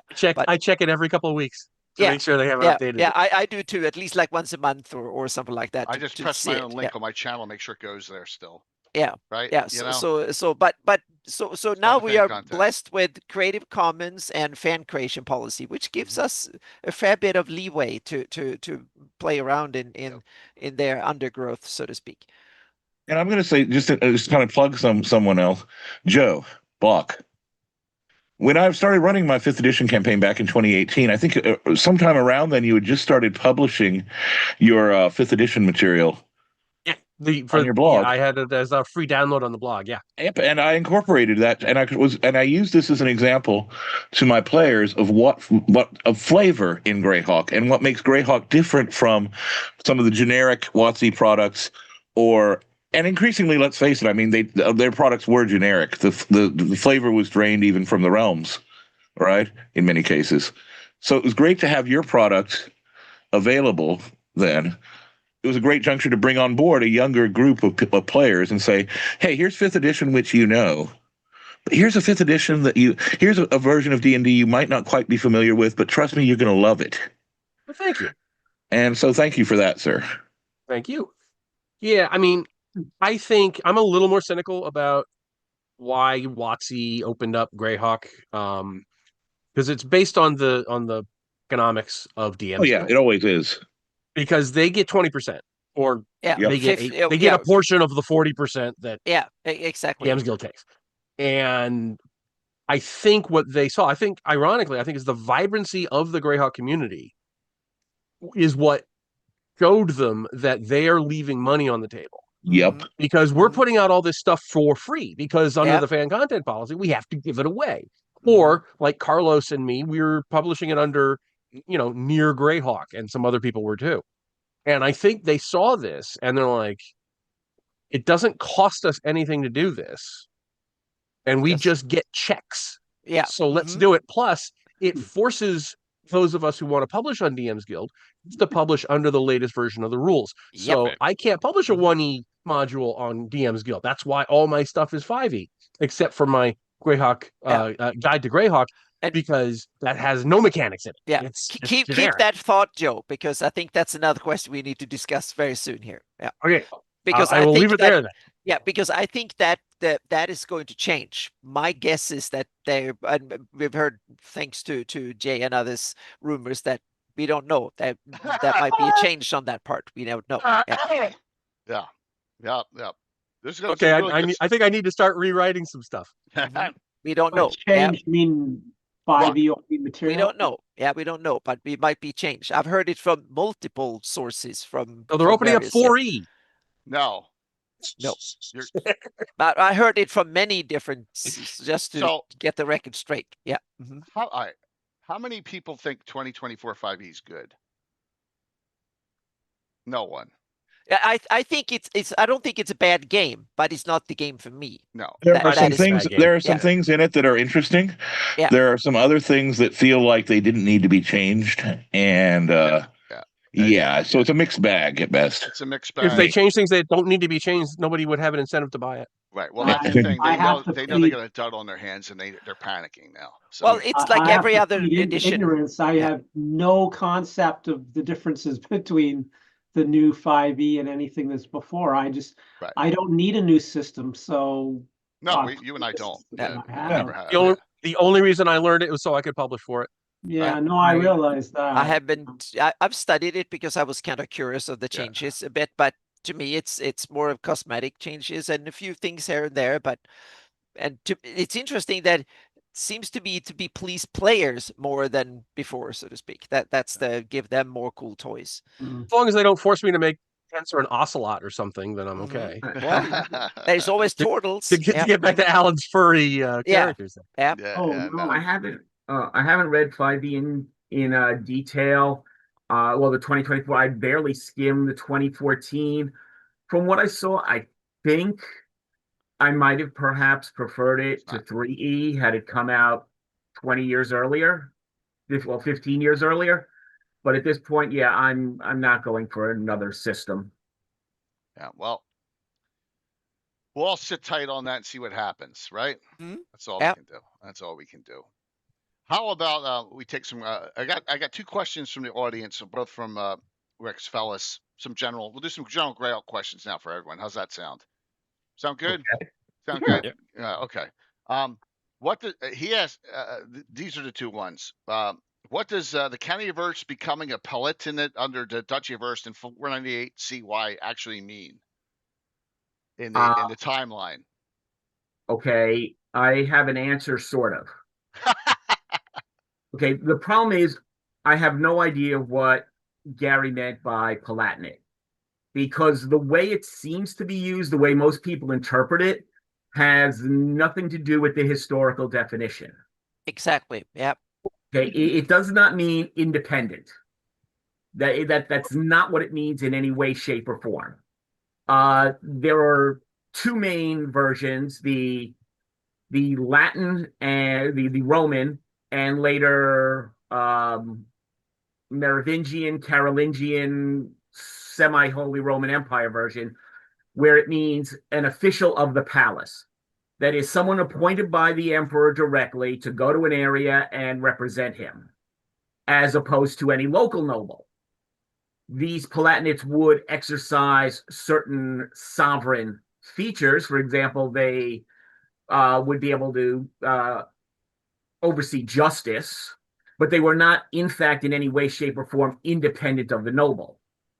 This version of Palatinates evolved into a hereditary position as opposed to an appointed position, and they had a higher status than the regular nobles of that rank. This also led to one really peculiar offshoot: the Palatinate of the Rhine, the Elector Palatine, who was an elector of the Holy Roman Empire. His rank happened to be Count Palatine, and to distinguish himself from all the other electors, he kept the title, just to show off. The other form of Palatines comes from England, where they're more equivalent to a marcher lord in Europe. They are border provinces. Their main focus was to be able to raise troops and fight on the frontier without having to ask for permission. They were, in a sense, a little more independent, in the sense that all of the people living in their territory were their vassals and not vassals of the king, which meant they did not have a right of appeal to the king's court in issues of non-treason justice. They lasted a very short time because the kings of England, especially after the Angevins, the Plantagenets came in, really didn't like this and did their best. So most were gone by around the 13th or 14th century, I believe. And then maybe one or two vaguely survived until the Restoration. Yeah, So, Sam, I love those explanations because they tie into the fact that laws and customs and stuff worked very differently before modern states were invented. Because we live in that age when we have modern states, but things are things from medieval and older times, which, yeah, right. things So work differently. Palatinate does not mean independent. Technically, it could mean that the Duke of Ernst made the Counts of Ernst. They were specially appointing them. Mm-hmm. And then they somehow became hereditary in 498. It could mean that the Dukes of Ernst made the Counts of Ernst like the English Palatines, giving them a lot more independence because they're on the dangerous border with the bandit kingdoms. In either case, though, the County of Ernst would still be completely part of the Duchy of Ernst. This is confusing, though, because in 498 we also have what is County Ernst becoming independent from Nyrond under Dunstan the Clever. Now, does this mean County Ernst is Palatine to Nyrond? But again, then it's still part of Nyrond. If we knew what Gary meant, the way he was intending to use Palatine, which does not appear to match any historical meaning, we'd have a better idea. I might note this also technically applies to the County Palatine of Ulek. What does it mean? What did Gary mean when he was trying to use this term? I think I actually have, because you're spot on with your explanation of Palatine, but I think I have an idea. Okay, go ahead, Dennis, and I'll I was going to say, I suspect that Gary just used those words because they seemed historical and they sounded cool. I personally don't think he had any deep meaning to it. He didn't go into that kind of detail. He just didn't. He used big words, but didn't back them up. Yeah. And part of his throwing it out to DMs to do with what they want. I think Sam's explanation is perfectly sound from a historical point of view, but that fans could then go in and use. But I don't think he had that level of detail in his mind when he wrote that. Oh, I agree. I agree completely. Like I said, I'm just saying, so I can't answer the question. Yeah. But I think there is an answer, and not a definitive one because we don't know what Gary meant, but one that works with the term as you explained it really well. Because one of the things about the Palatinates is that they exercised the authority of the emperor, right? So that was that's what differentiated them. And I think what we're seeing there is when we're talking about the Palatinate of Ernst or Jülich, they're talking in Jülich. I think they're talking about exercising the authority of the emperor of Kaoland, who no longer exists. And it's in that sense, they sort of retain the title and the authority, even though they're independent. And I think the same thing applies in Ernst, where they're exercising the authority of the king of Nyrond, or maybe even the overking, who's actually an emperor. And yet, they're still in the case of Ernst, they would be exercising a level of independence from the county, and yet they're geographically still part of the county, but they have certain privileges and prerogatives that tend from their earlier status as Palatinate under either Nyrond or the Great Kingdom.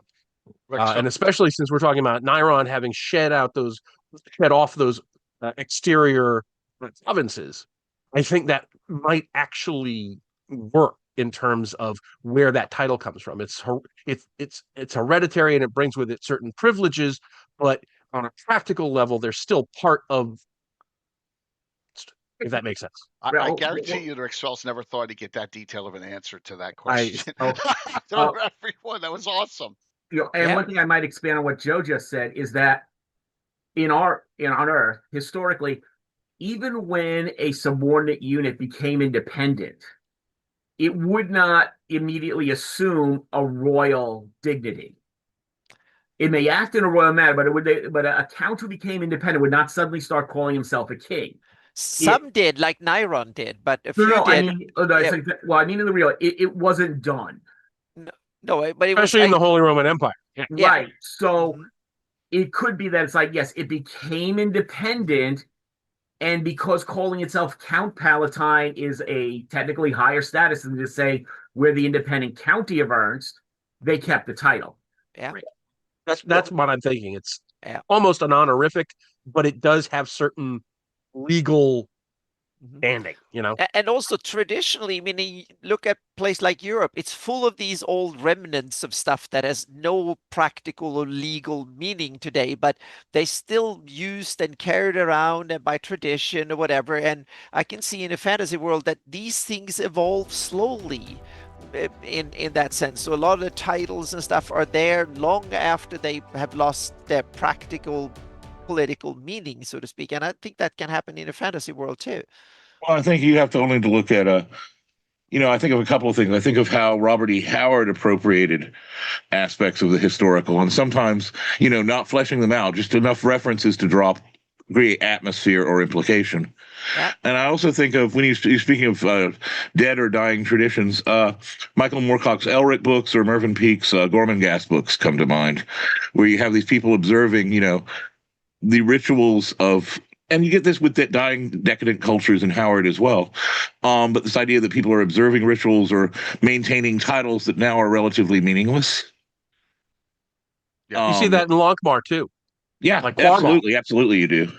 Yeah, it's the tradition that binds them, the custom, rather than the meaning or the intent behind it originally. Yep.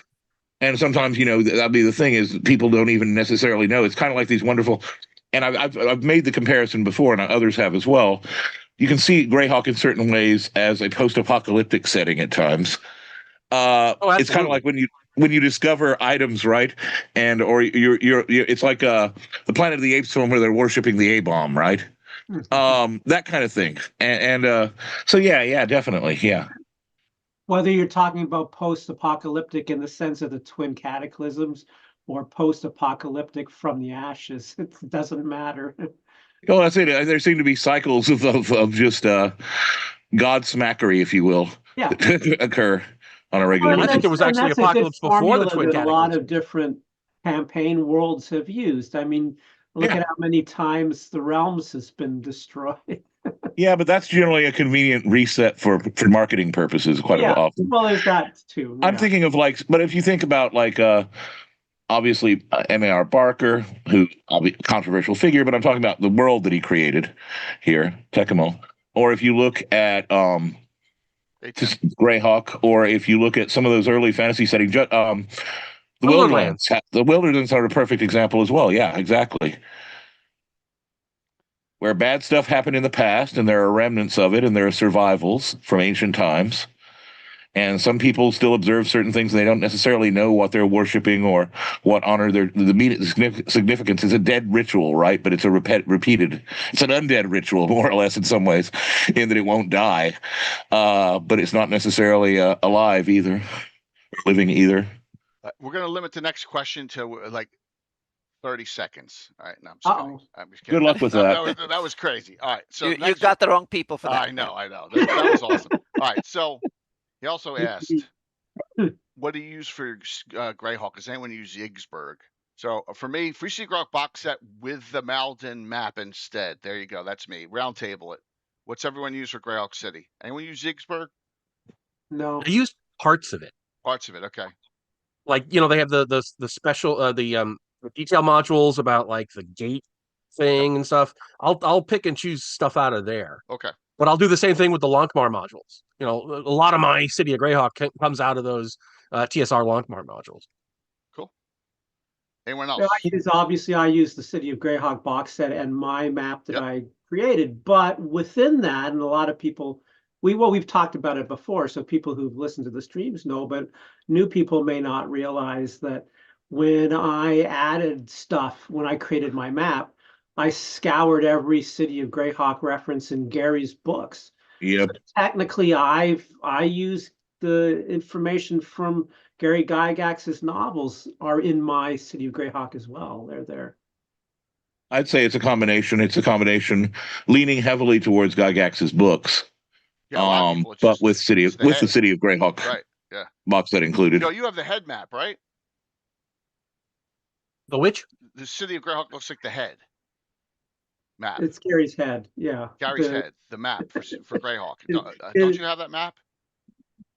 Joe? They're asking, Joe, do you use Gary's version of the city or TSR's version? I think Gary's. map-wise. Right. which Gary's. is the head. I made Yeah. my own based on the map in the front of City of Hawks. Got Yeah, it. Okay. that's the shape of his head. Yeah. Yeah. Okay. Oh, I couldn't what the hell you're talking about? Oh, Head sorry. map. Yeah, What the the- one looks like his head. Yeah. Okay. All right. Yep. Cool. I haven't That's why I had the deer in headlights. I was like, what the hell are you talking about? No, Dennis had that launched that theory here a few years ago, All right. and I agree with Questions keep Dennis. them coming. I still Yeah. have the meme somewhere. Yeah, I haven't wandered to the city for a very long time. If I did, I'd probably base it mostly on the City of Greyhawk box set with Dennis's map, and of course with my purge, my end of living Greyhawk purge of the directing oligarchy. Yeah. We saw that, man. Where yes. Yeah, They had to go. discussion. They had to go. Who did not go in Living Greyhawk? I No, think no. Who did not get killed in Living Greyhawk? Oh, Everyone some- died. Cabero that is some- Scotty. Philidor the Blue, didn't he survive? No, I'm just kidding. No, he didn't. He killed Yeah, himself. he's in Kryn right now. Yeah. He's in Philidor. Kryn. That's great. Yeah. Perfect. Let Kryn have him. Oh, 100%. Oh Don't my pick God. on Philidor. He's Jeez. an excellent chess player, by the way. Yeah. Well, so am I. Which is where I think Carl got the name Philidor. He was an old chess master, grandmaster. Was he? I'm gonna throw. Yeah. I would have been if he would said Juan Pablo Capistrano or whatever. I would have been more impressed. No, he was a real honest to goodness. Yeah.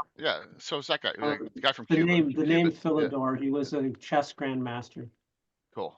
I'm gonna interject and mention Rex Ellis mentioned some stuff that he does use from Ixburg, and the striped mage.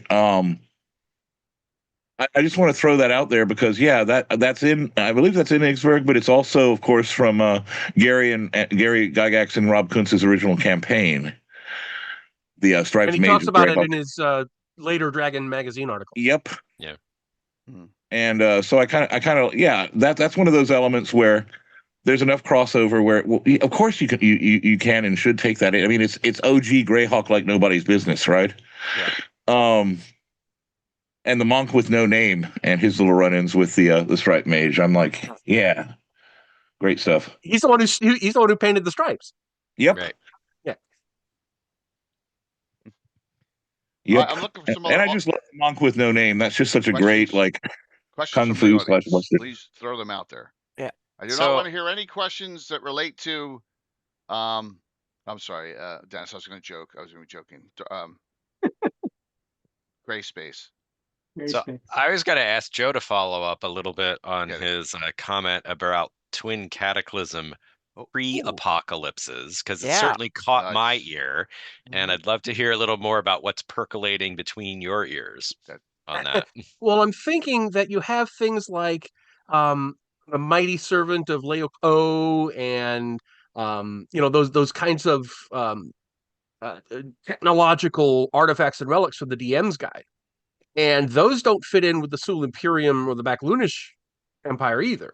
So I'm thinking those are a remnant from a previous era that even predates the Sulois Imperium. And we're just, and they still exist throughout Earth. Joe, just to pick up on that, of course, you've got the Cairns, right? Right. Which you can certainly look at as being.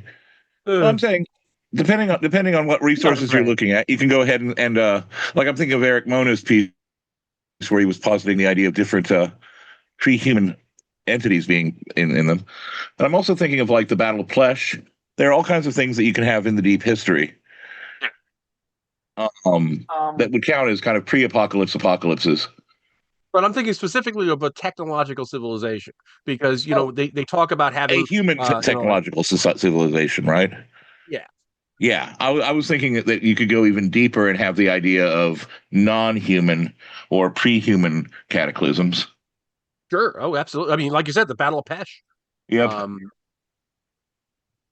Yeah, I put that in one of my modules too. I made a reference to it with the beneath the Rift Canyon or the Great Rift or whatever. Yeah, I think the Battle of Pesh would definitely be a cataclysm. The Singing the Isles of Woe was sort of a mini cataclysm, just before the twin cataclysms, depending on how you want to assign the history. It wasn't so many if you're on the Isles. Well, exactly. if you do go with that technological thing, there are elements for and against that. For it, it makes a very dying Earth sort of setup. Right. Against it, though, is the fact that gunpowder doesn't work on Earth, and Gary having noted the whole technological and magical ratings of various iterations of Earth. So it would seem that wasn't that Jim Ward? That was Gary and Polyhedron. Right. Okay, I thought you were talking about the what is it? The Book of Planes, Manual of the Planes. No. At the end, they have those alternate Earth things. Yeah, no. Gary had mentioned it in Polyhedron. I'm sure Jim used it in writing Manual of the Planes. No, that was Jeff Grubb, but yeah. Yes, you have that. That would speak against it. And with some of the later development, I think I'm not sure if it was Carl Sargent. I think Eric Mona sort of developed it also in Living Greyhawk era. There's a place in the Glorioles, a vortex, the vortex where the Mighty Servant and the Machine of Lum the Mad came from, and so that was demi-plane. Yeah, they're definitely from another alternate world. It's a later thing, right? That's a later addition. I was going to interject right quick and point out that there's also the discussion of the range from magical on the one end to technological on the other, that comes up in Saga of Old City with Gord's instructor, if you'll remember, discussing the various dimensions that make up reality and how there's a range. And, Gord is kind of scoffing at the idea of technology. Right. Yeah. Which I find amusing. Oh, that's what you scare kids with, technology. Exactly. Yeah. You can scare anybody these days with technology. Yeah. But then you need a coin to get through the subway pass to go through Odd Alley to another dimension. But that's the point. It's a marker of otherworldliness, if that makes sense. Right. One marker of otherworldliness. I'm going to ask a dumb question, but first thing, Joe with his wargaming has done battle is historical Greyhawk gaming, and with my Hateful War scenarios is historical Greyhawk gaming. I think that there should be a lot more of that. I think people should go in and do Fleef, do pre-cataclysm adventuring, all that stuff. I think it's an opportunity wasted. But how far in the future do you want to go? Because there's a discussion going on in the chat right now.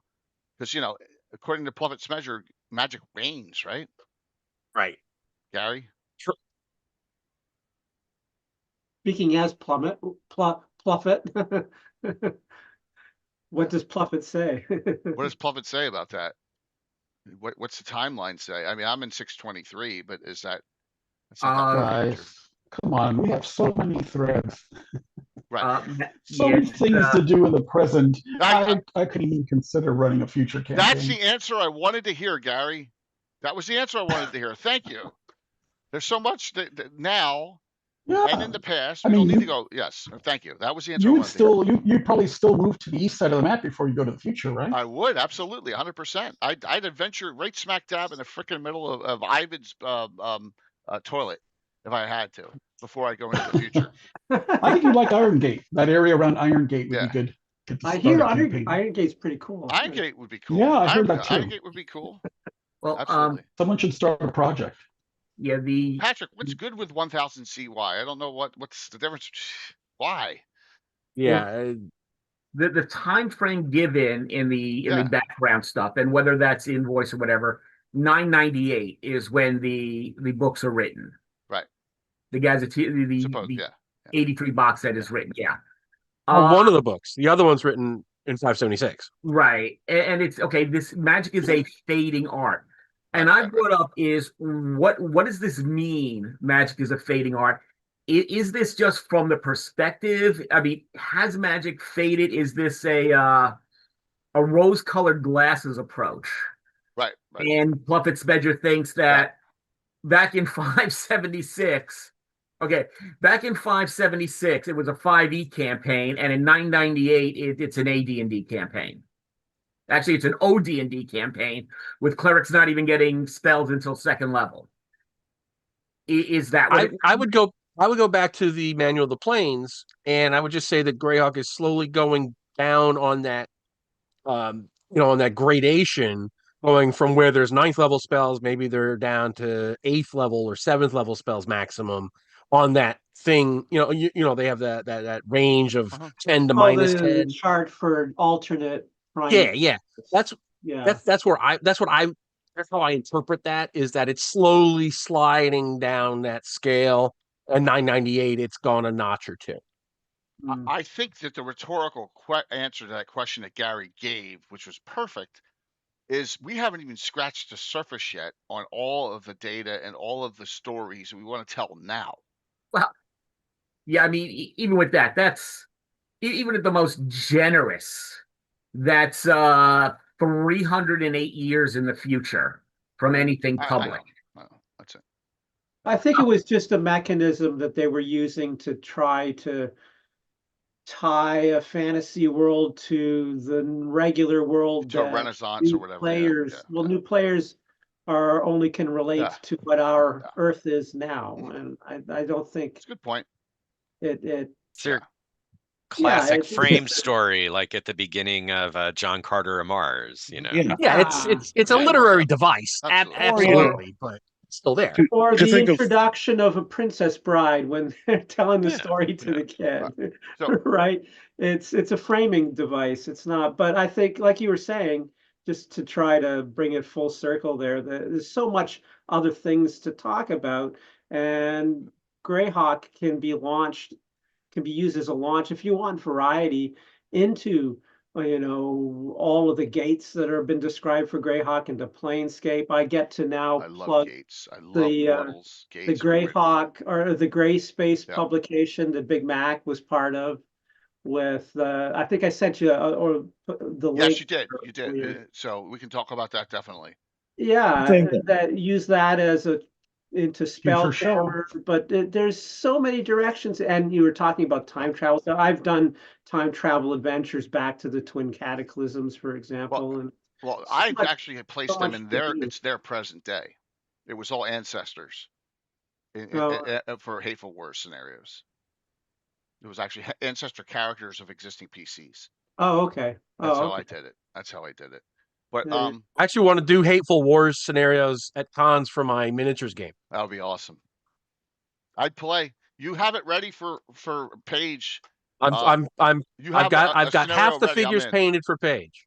I've got to do the Duchy of 10, but I don't have. I've got the Palish figures painted. I need to paint the Duchy of 10 because we're going to do the that battle that was in one of Gary's articles where the Tenha host had invaded the Pale. Yeah, I will not be the 10s under any circumstance. Just kidding.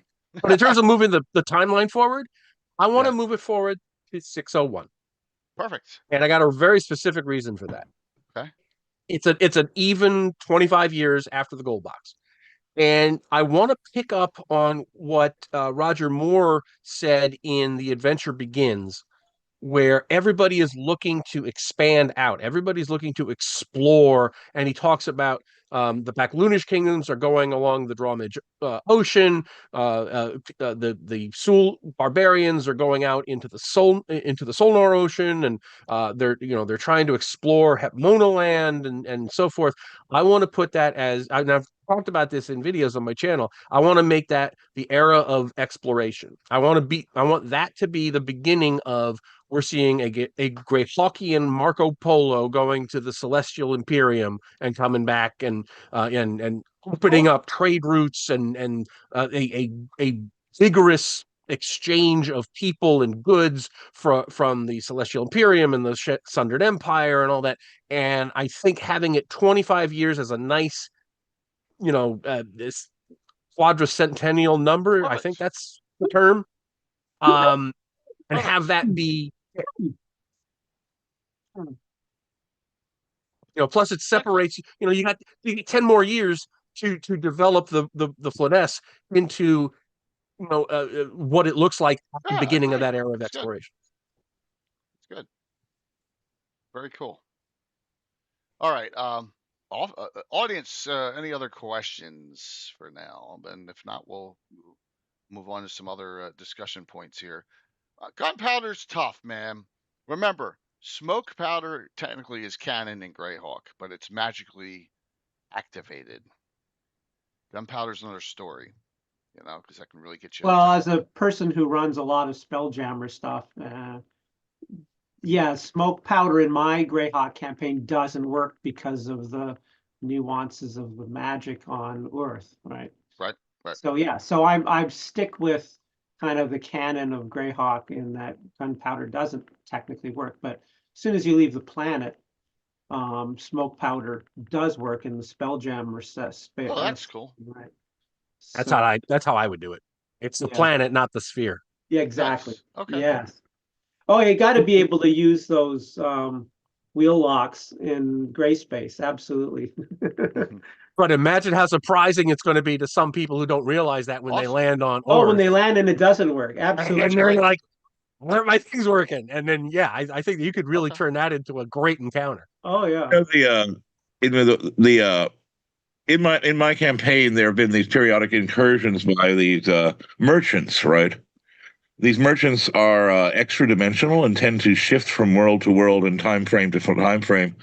And at one of the one shots I ran, I think it was last year, at Virtual Greyhawk Con, some players actually wound up. They didn't know necessarily what they were getting into, but they wound up inside the corporate headquarters of this interdimensional business, and they saw all these cool guns and everything, and they were told that they would be forced to sign release forms if we agree to trade or sell these to you.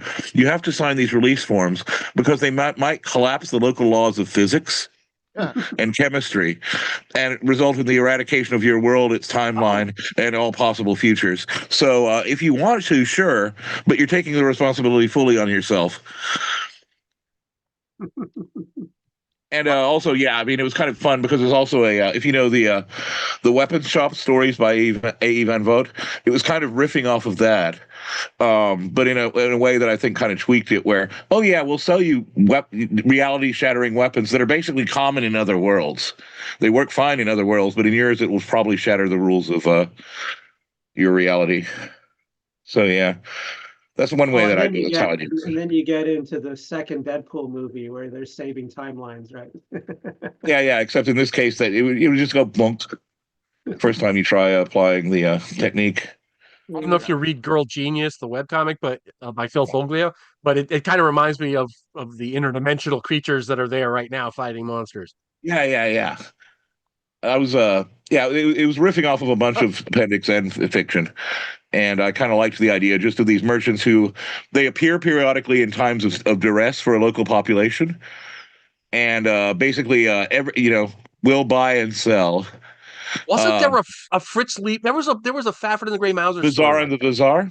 Yes. Yeah. Yes, that was one of the points of reference. Plus, there's one in Thieves' World where the magic shop comes to Sanctuary and sells all these cursed goods that they end up taking out. Yep, those were both points of reference for me. First goods and frozen yogurt. Yep. No, nobody? Simpsons? So, look at that. It's we had a question about did the Horn Society fall in your Iusian campaign? In your campaign with Ius, and I said, well, that's if you're that far ahead. But what if you wanted stories that will exist years before that in 575? You may get that. You know what I'm saying? I have the Horn Society as a secret society again. So their lands have been conquered, but and their leaders have been replaced by, you know, the fiends and stuff, but they actually still exist as a secret society along the same lines as the Scarlet Brotherhood used to be. Got So it. they have agents, Makes and sense. you know, it's very That makes covert, sense. and they're still there, and they're actually working against Ayuds, obviously. Yeah. Okay. You know, that they're makes big sense. in the Bandit Kingdoms and so forth, and they're trying to, you know, regain what they've lost. That's cool.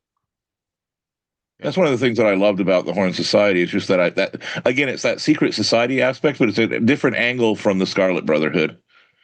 You can play them totally different types of secret Way societies. different. They're way And that can lead you down the rabbit hole of reading about historical secret societies and esoteric and exoteric organizations and all kinds of fun stuff, and just feeding your paranoia and then feeding your paranoia to your players, which can be really entertaining. So. Yeah, and that's the thing. Or some questions are going in chat. Some of us willing to reset their campaign to restart at 570 or whatever year you use, and then just go with it and decide if you're going to do wars or whatever. I mean, that's your prerogative as a DM. What do you do? Me, I can't.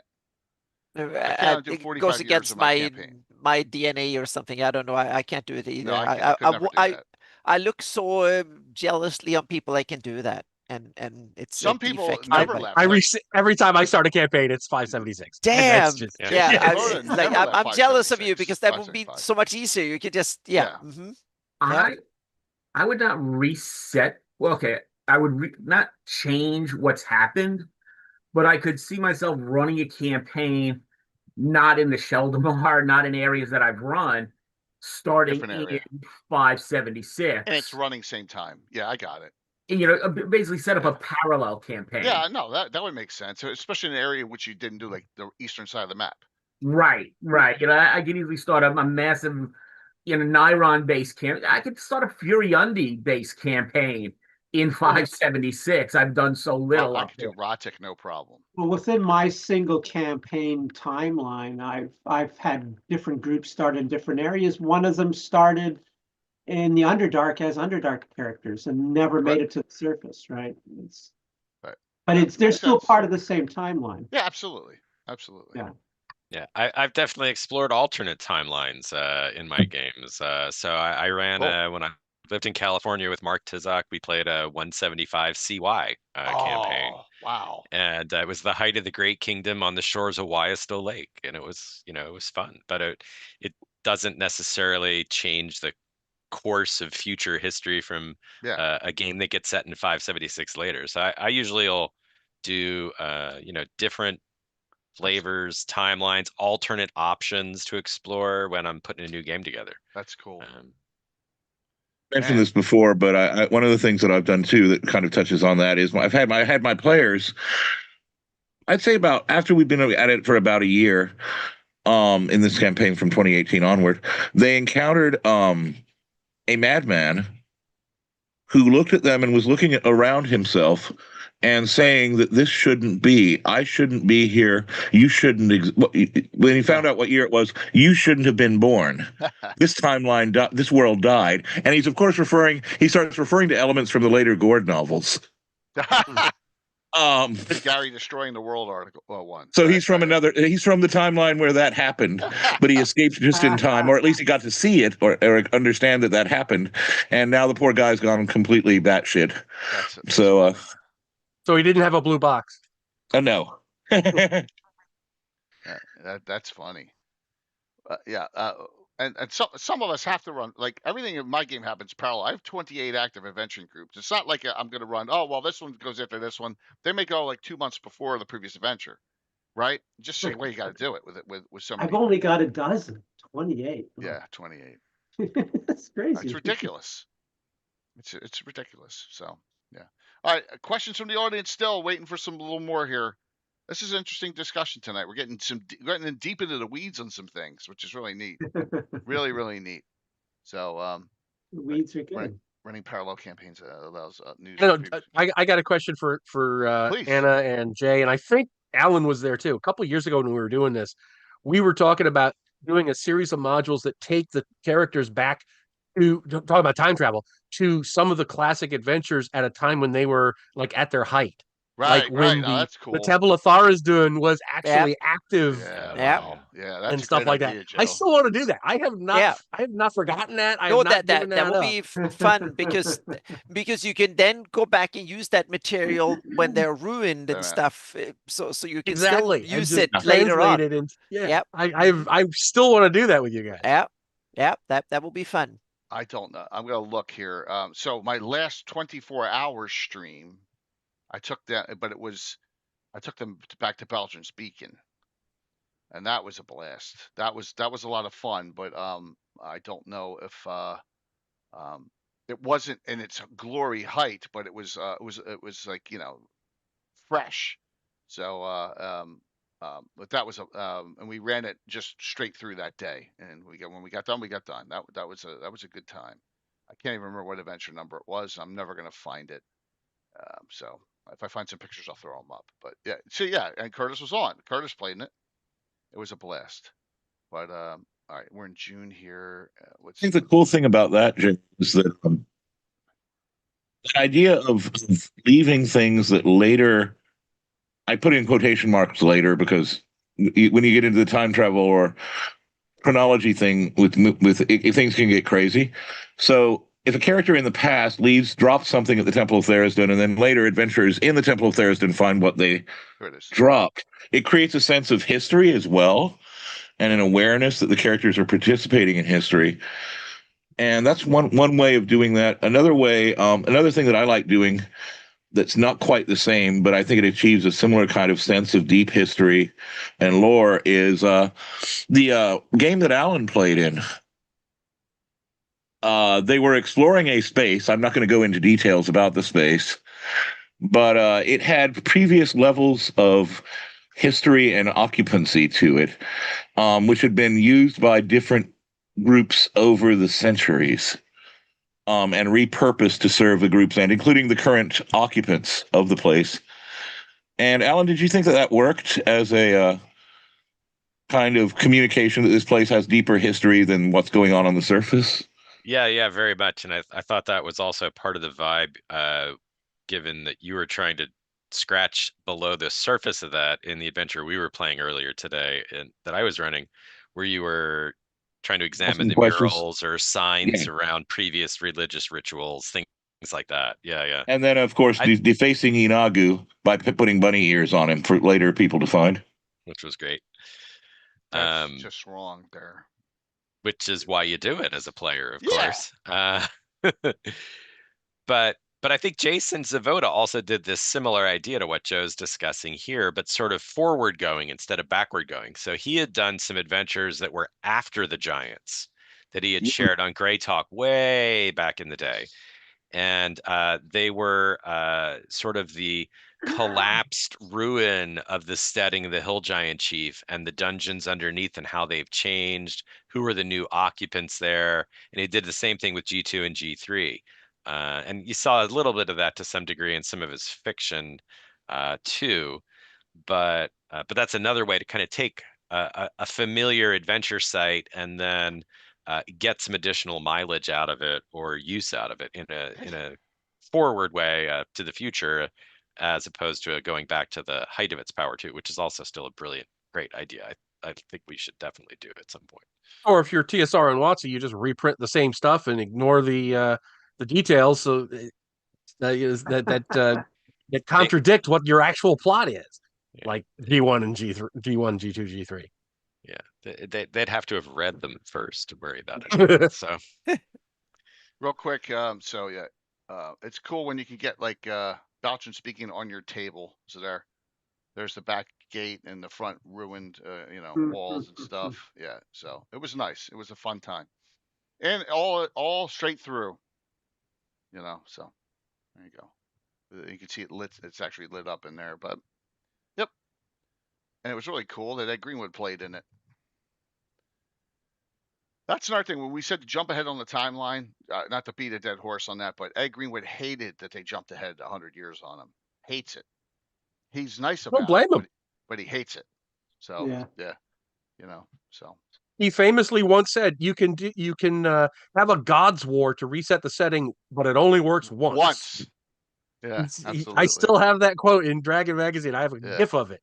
Yes. Yeah. It's Yeah, I watched your stream after the fact with Ed. You're talking about the civilization changing Yeah, items. yeah. Civilization chasing And artifacts he and was magic items. Yeah. and he talked about Yeah.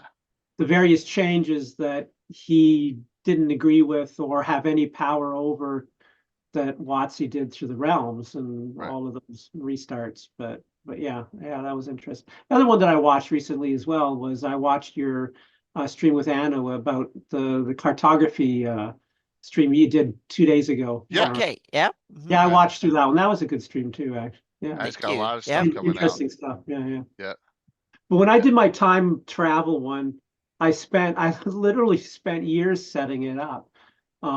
One of the things that they did was they were adventuring in the ruins of one of the towers on the shores of Lake Udrikankar. So the capital city of the Backloonish civilization before it got toasted. And so they found one of the reasons why they ended up going back in time was clues that they got from a map, a metallic map in that adventure. And so when they traveled back in time, they went to that tower, which was an active guard post at the time, and they saw that the map on the wall was a parchment map. It wasn't a metallic map.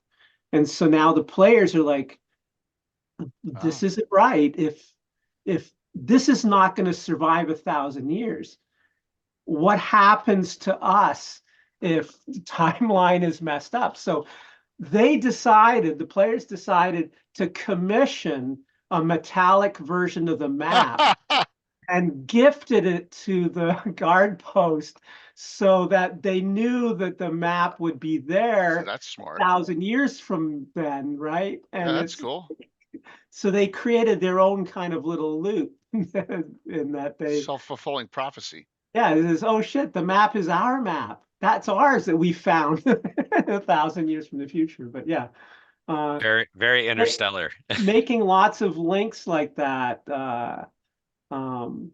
I had for years, I had every once in a while they'd go into a city and there'd be some crazy doomsayer predicting the end of the planet, and so and I did this specifically at least a half a dozen different times.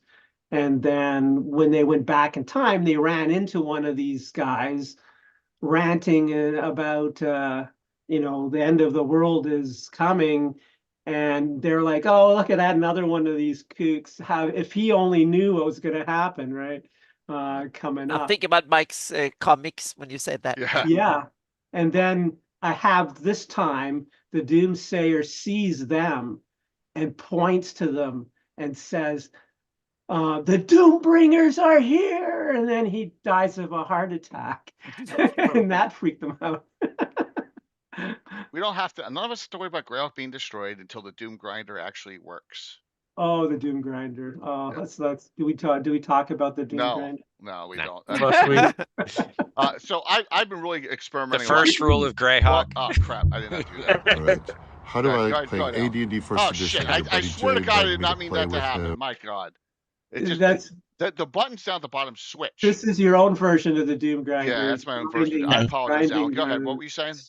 I was just making a meaningless quip about the first rule of Greyhawk is, and you don't talk about the Doom Grinder or puppets or whatever, gets put on the list. Yeah. Yep.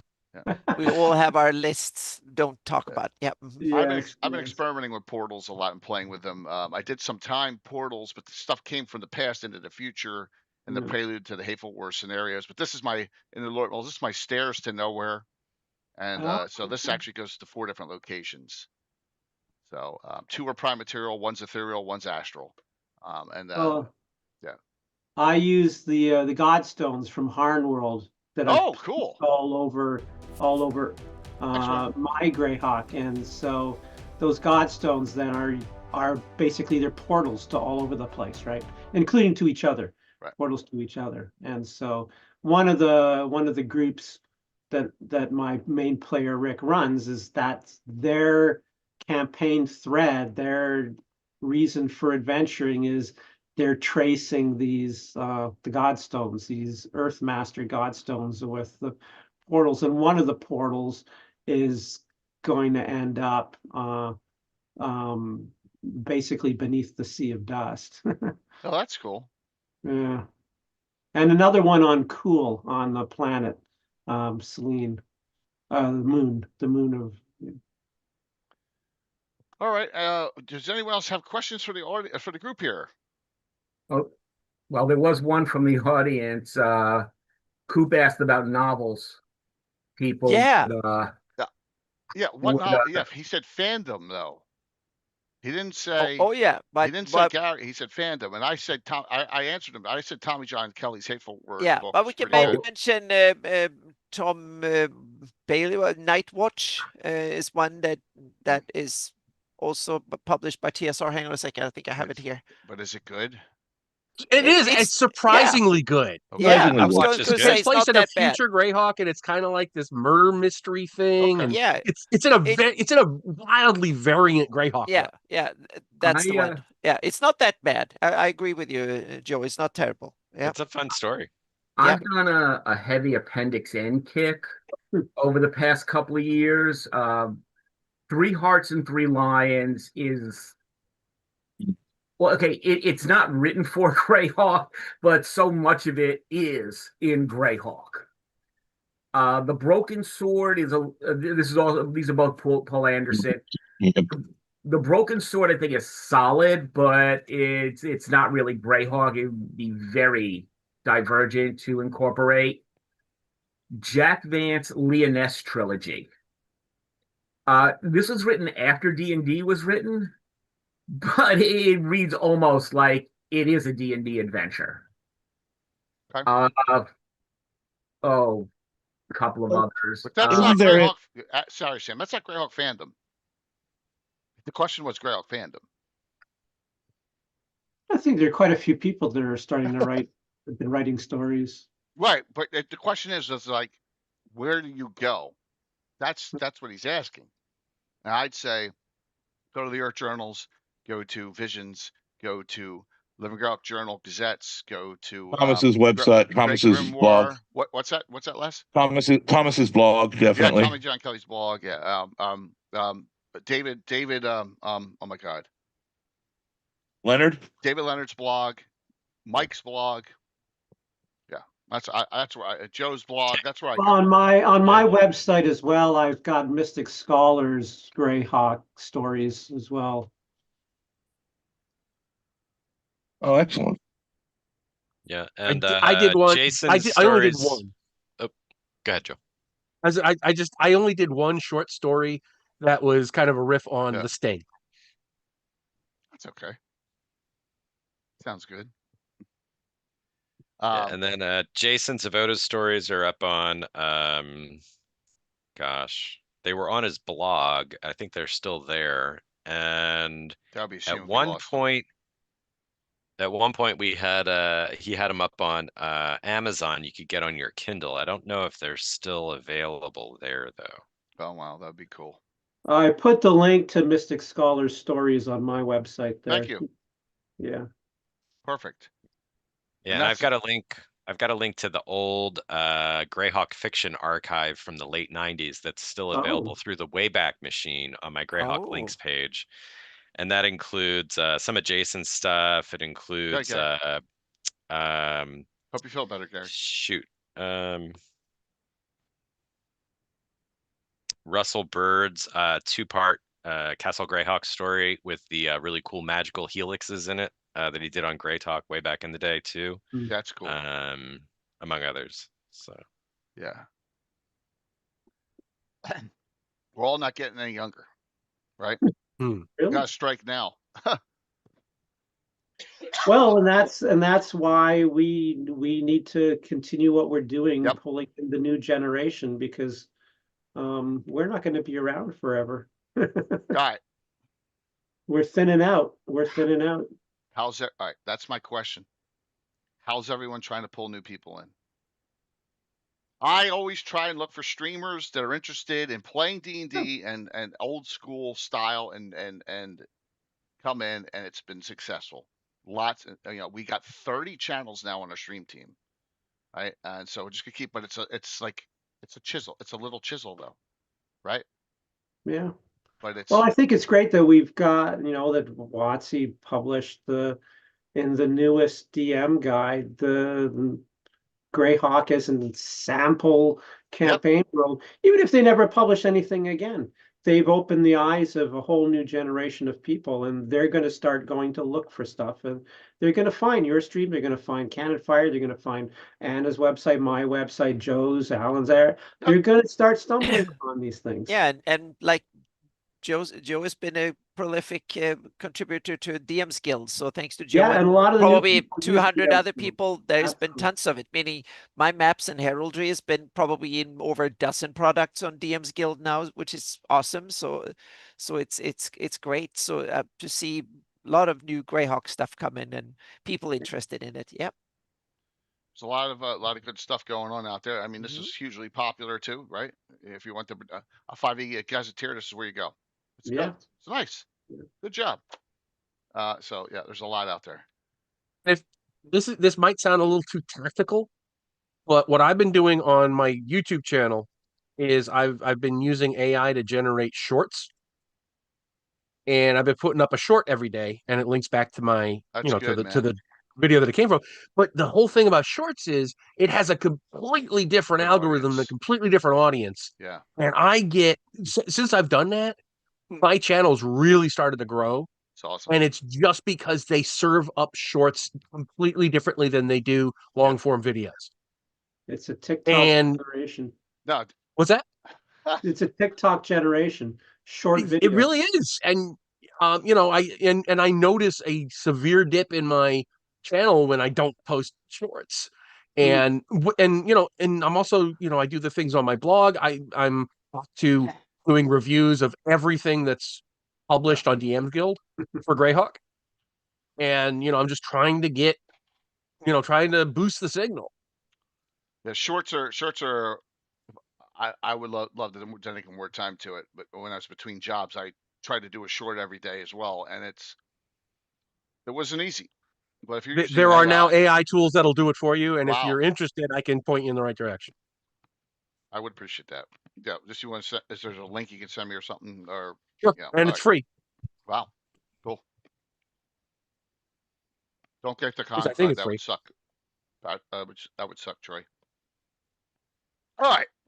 Yeah, and I think cons are another great way to do that too. You get a wide variety of players at different cons, and different cons have different audiences. Paige's audience is going to be different than Gary Con's, is going to be different than DundraCon or whatever. And you're going to be bring the Greyhawk out.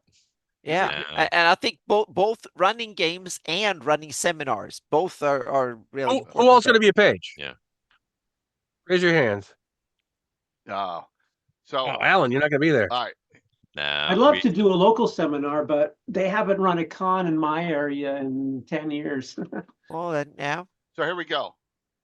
Here are the VIP guests I know of: Anna, Joe, myself, Darling Creepshow, Little Bones, Tony Winslow Brill, and Astrolier Jeremy, Eric Boyd, Eric Mona, Carlos this year.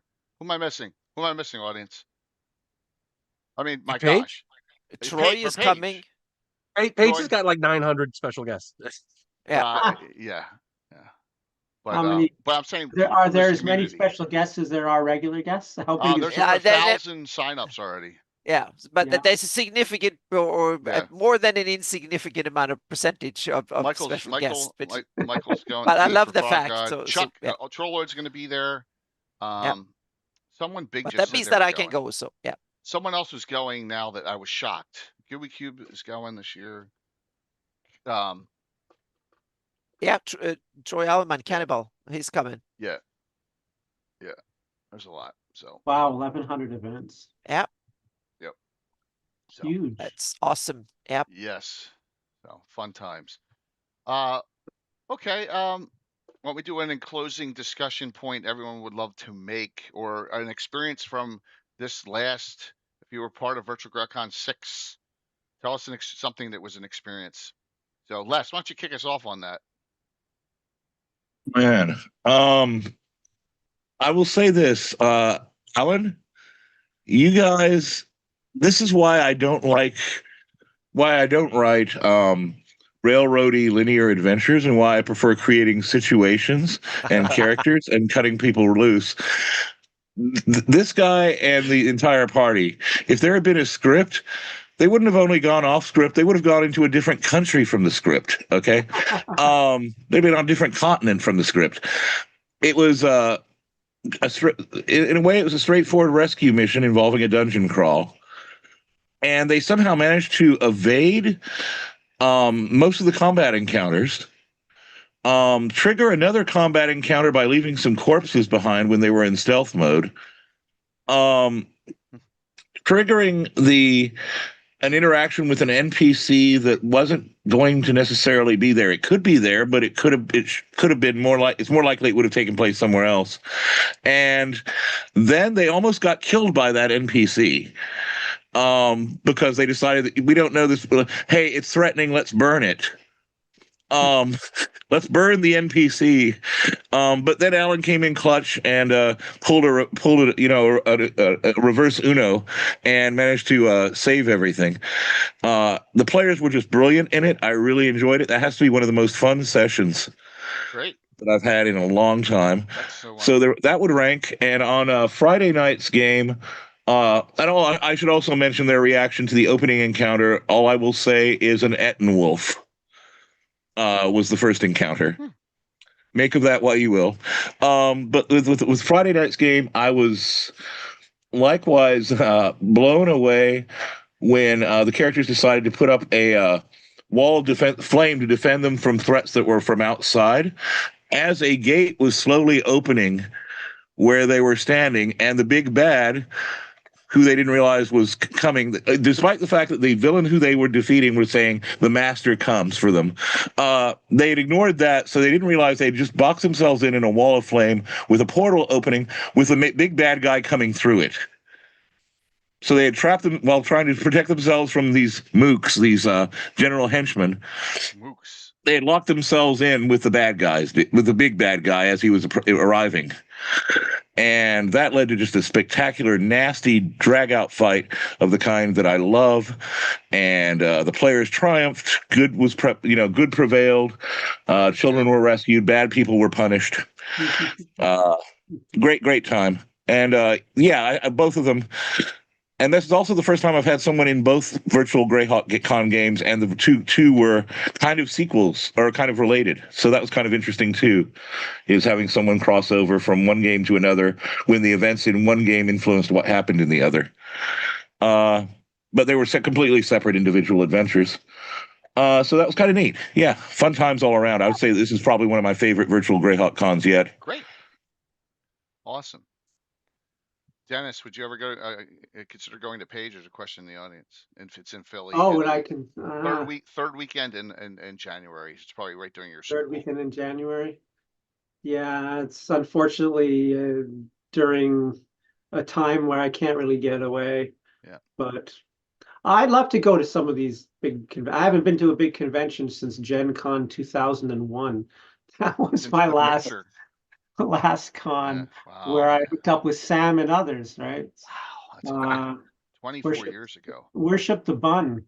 The restaurant there had a massive Cinnabon that we used to talk about all the time. But I would love to go to these cons, but I can't get away. Yeah, man. But someday, some point, absolutely would love to go, but we'll see. Allan, Gen Con again, and heading off to GaryCon would be cool. Yeah. That's the where it is, man. Right. That's where it is. What about you, Allan? So I played in 3 games and I ran 3 games, so I had a fairly full weekend. So it was nice. Awesome. ran 2 sessions of a playtest for my home campaign in sort of a reverse from my usual process where I run them at home and then take them to the cons. This was a cairn in the Cairn Hills. The setup was a group of gnolls who've been raiding around the area and have been particularly ferocious. And they're not merely gnolls. I did my own variant version of thools for them. Oh wow! So they're thools as gnoll troll ghoul hybrids instead of gnome hybrids, and that was fun. Wow. I ran it with the Moldvay, Saren Ironhand pre-gen characters on Friday, and on Sunday with the A1 characters. And I think it was telling that Caraway, as a 6th level cleric, was able to successfully turn them as I have them defined right now very easily. So what are they turned as? Guests? I had him turned as ghasts with a +1, a little bit easier to turn than a true ghast. Yeah, you gotta make that harder. But specters. They're only 4+3 hit die creatures. You know, Gary had them as 4 hit die creatures, and all my undead are +3s. So, yeah. So, but it was fun. It was fun to do that. And then I ran A1 on Saturday night. I ran the dungeon level for it as a tournament style, without the upper ruins. So that was fun. And then I got to play in some really fun games. I got to play in Les's game he was kind of talking about earlier, which was a blast. I always love playing in Les's games in general. And I played in Carlos's Grendelwolf's Rest game on Friday night, which was a lot of fun as well. Yeah, an ode to our another departed friend. Agreed. And he did some really nice touches and homages to Gaetano's work on the setting as part of the scenario. And Awesome. I got to play a character who had a whore fox as a familiar, which was certainly fun. Carlos always does a great job with familiars, among many other things. And then on Saturday morning, I played in Brian's Sunken City game, which was great. So he ran that for a group of about 10 of us, and we were working for Drawmidge, running into the city to go retrieve some specific, gotcha, and had a really good time crawling around in Rob Kuntz's Sunken City adventure from Gen Con 75. So it was a fine weekend. That came with El Raja Key. That's a small little. Yes. Yeah. Okay, I got that. Yeah. In fact, the here I can show you guys the picture because I printed the picture for reference during the game. But that's the map for it. So it's obviously huge, and the different colors on the map are representative of different levels of tidal visibility based on what time of day you're actually adventuring in the state of the tides. So that was a very fun adventure as well. So lots of good gaming this weekend for me. If no one has done it before, or if you've never done it before, you get the chance. Play it in an Allan Grohe game. They are just epic and awesome. Awesome. Well, thanks, Les. Joe, what are your final thoughts here? Well, I haven't. This is the only thing for virtual Greyhawk Con I've done, so I am chastised. You can always next year you want to DM something or get a game, man. There's plenty of lots of stuff going on. I just hate doing it online. I don't know what it is. Drive down here. I gotten over it. I was like you before COVID. I was like you. I drive down here. I didn't like to play online, but I changed my mind. I really start liking playing online more and more. I did do some gaming related stuff. I've been painting ogres for Steve Jackson Ogres game. Right. But cool. That's the and I've done a ton of writing, and but yesterday we set up our Halloween decorations, so that took most of the afternoon. Yeah. Okay. Very cool. Sam. I've just been relaxing this whole weekend. Well, good for you. Yeah, relaxing this whole weekend. Good. You compensated for the rest of us. Yeah. Yes. Waiting for this tonight. That's about all I've been doing. Yeah. Sounds You like know, Gary. watching some of yours. It sounds like your Gary's been really streams. under the weather. Yeah, Gary's still trying to recover. He was sick for a while. Yeah. Yeah. And I know you were upset that Fritz Winchester didn't show up on Thursday night's adventure. So Look, yeah. I just need to make it clear. Yeah. Curtis is the worst, and I use this next term very loosely, person ever in gaming. Yeah. And I would also note that the the magic item I created based on him that I sent you, I mentioned it. Coco Bunny was very interested in getting one. Oh, okay. Yes, we were talking in the chat while you were running, and I mentioned it, and she's like, "I'm interested. Tell me more." So you've got to make one available for her in the game. Well, we'll talk about what's coming up. So, and Anna, how about you?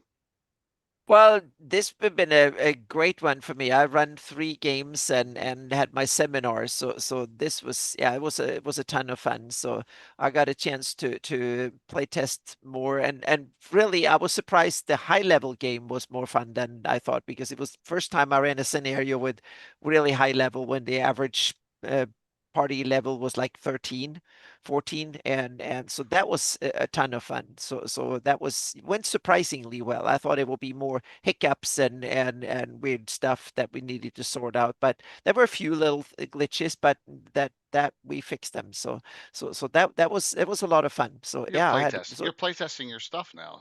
Oh yeah. Absolutely. I've done it for years, but now it's more like live play testing. You sit down and do a full scenario, or you play like it will be a normal system, so to speak. So it's starting to function that way, and it was a lot of fun. So I got good feedback and constructive good criticism. So that was what I was DMing and gaming is a special skill, though.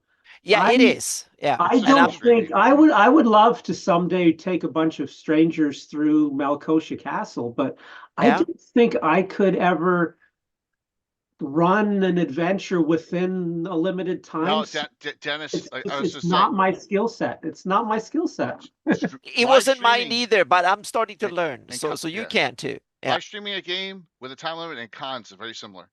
Yeah. I was not good at it, and someone like the ever mysterious Tim would always run over time. He's getting better and better with fitting that into that time slot. Yeah, because you have someone else coming up. Yeah, it's definitely a challenge. You just gotta cut. You never have. It's always however many encounters you think, cut 1 to 2 out. That's just the way it works. Yeah, yeah. So. But it's a skill set. It's a skill set. Yeah, and I was terrible at it for 10 years ago, but I've slowly learned, and now I'm starting to.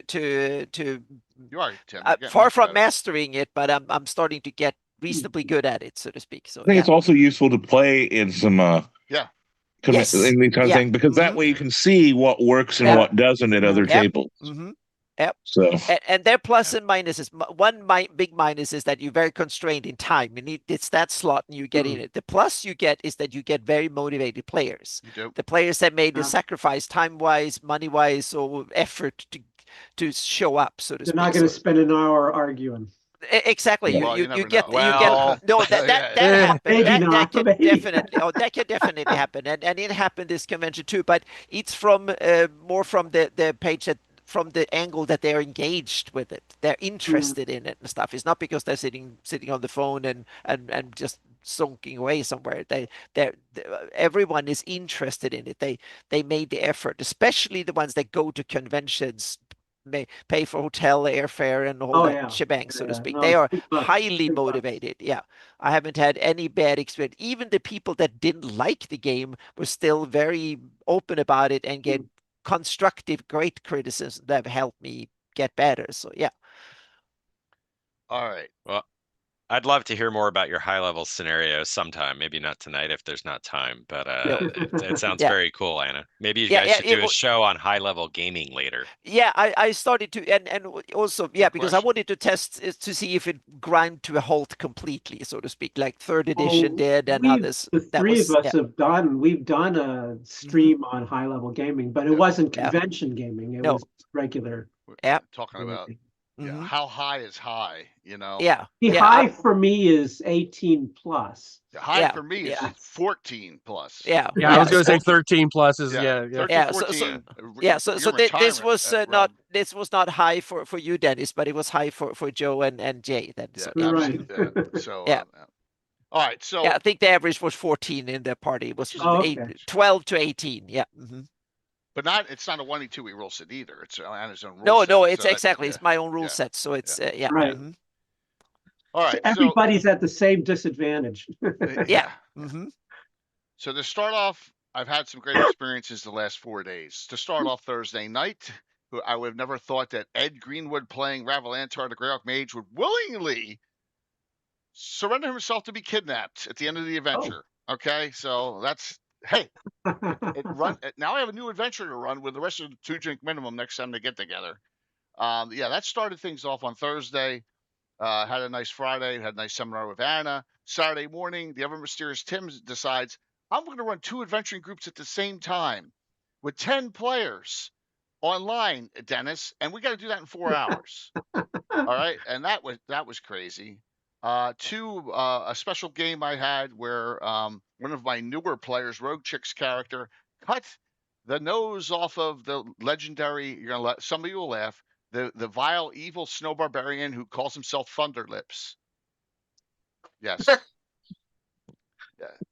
Yeah. The ultimate male, you get it. So I understood that reference. Yeah, exactly. To the joust last night, which was crazy. Luke Gygax's character, the son of Melf Eliator, was terrible. He got eliminated 2 quick pass. It was nuts. To all the other fun things that have happened. So I appreciate everyone's input. We'll keep it going. Next big community event for us after Page will be the next fundraiser. I got to figure out what our topics, is going to be. Last year's went very well, but we got to surpass $33,000 next year. I didn't think we were going to surpass 26 last year, and we did 33,000. So that's our goal. So, and yes, Reginald did a personal best, Tim, and thank you, Tim and Michael Z for coming over to my house last night and assisting me on that, on the joust as we ran 3.5 hours on that. It was fun. So we got 6 giveaways. Now I'm going to just call one out, and then we're going to do it. We're going to do. Sorry, Jay. Yes, one thing. I made one last check with Rick, and you get a special bonus. There you go. Greyhawk Journal number 1 is now live. Oh, okay. Oh, awesome. Very cool. So nice. Very, very cool, man. We have I was going to do Earth Journals this Wednesday. Maybe we should do this instead for Wednesday night, Anna. Sure. Yeah. Yeah, we can always go back to the Earth Journals. They have been around, and they will be around in a couple of weeks' time too. Do we have Visions and Greyhawk Journal and Grey Grimoire now, or we just have? Is there all? The Greyhawk Journal. Sorry, the Grey Grimoire is now the Greyhawk Journal. Got it. Oh, gotcha. Okay. Very cool. So we still have... I'll do a review of this when my backlog is unplugged. Yeah. So Anna and I will talk about it if you're available, Sam, and whoever else will do this on Wednesday instead of the Earth Journals if it makes sense. So we'll get with you, with you on that. So, all right. Real quick. So that I have these prepped already. That's what we're going to do Wednesday night. Earth Journals 12 through 17. So every time I say we're going to do like 10, we do 4 or 5. And go over them. So there you go. Yeah, there's always interesting discussions and black holes to fall into. So that's as far as we've got. We got up to 11 last week. I have no game Thursday night. I should probably not watch the Eagles game after the debacle today, but they have a Thursday night game But then I got this our continuation with the Barbarians series in the Lort Mills and those portals behind door number 1. There you go. So first one of the 4. They'll be going. I got Bella and Coco Star and Korg the Mighty so far playing in that Saturday morning at 11 with all their characters all 6th level in that range for that group, and that is it. So here we go. Gonna set things up. Joe, yours is the Adventures Dark and Deep Light. Is that what it is? Yes, Adventures Dark and Deep Light. I will ask if you're outside of the U.S. That you pay for postage. Otherwise, I will pay for postage inside the U.S. Got it. Because you're it's talking killer. about postage scared the hell out of me. Oh, Joe, it's nuts, man. That's crazy. That's just crazy. You should definitely investigate pirate ship. It does help a little bit with postage to overseas, both Canada and I forget if it was better on UK versus Europe, but it's worth all my stuff drop ships from drive-through. Okay. For me, I'm mailing it for myself here, right? So like, I just did a mailing to Canada, and it literally was $30.90. Oh yeah, and it's nuts. All right, let me. I have a friend of mine in Detroit. I can have it something sent there. Last call, exclamation point drawing. We'll do Joe's first. That way we have someone who's on, and they will get with Joe. Your Grognard, you can whisper it to him in Twitch. You got your Twitch on now, right? GreyhawkGrognard@gmail.com. All right, you got that? GreyhawkGrognard@gmail.com. Full name and address of this. Here we go. Closing it out. Ready? Are we ready here? Here we go. First, the winner is Captain Mymorph. Congrats. It's US. Mymorph, you got that book. And I think you're on, so let me just double check, make sure he's around so that, yep, he's on. All right, so please contact Joe Bloch, GreyhawkGrognard@gmail.com. Okay? All righty. There he is. Cool. Next. Ghost Tower of Inverness with Relics and Rituals OSE version. All right? Yeah, this is an original, everyone. Next winner. I'll write these down. I'll get these out to you. Remember to go. Enoch Pratt. Good job, Tim. Congrats. Congrats on that. All righty. Let me just put that down here. So, right. GT Enoch, and I got his. I know his address is in my my mailing database. All righty. Congrats, man. Next one. The legendary Fortress Elendar, and this will give you the Knave, which is second edition, which is a second edition rules system. All right, Fortress Elendar and Relic and Rituals together. The winner on this is, and Gabriel, are you U.S.? Oh, you're like Brazil, aren't you? Well, I still have nightmares about Gabriel, shipping where stuff are to you, Brazil. man? Uruguay. Gabriel's in Uruguay. Yeah, I Yep. can't. I can't get these. Well, that's better. Yeah, you're Uruguay, Gabriel. Mhm. What? Yes.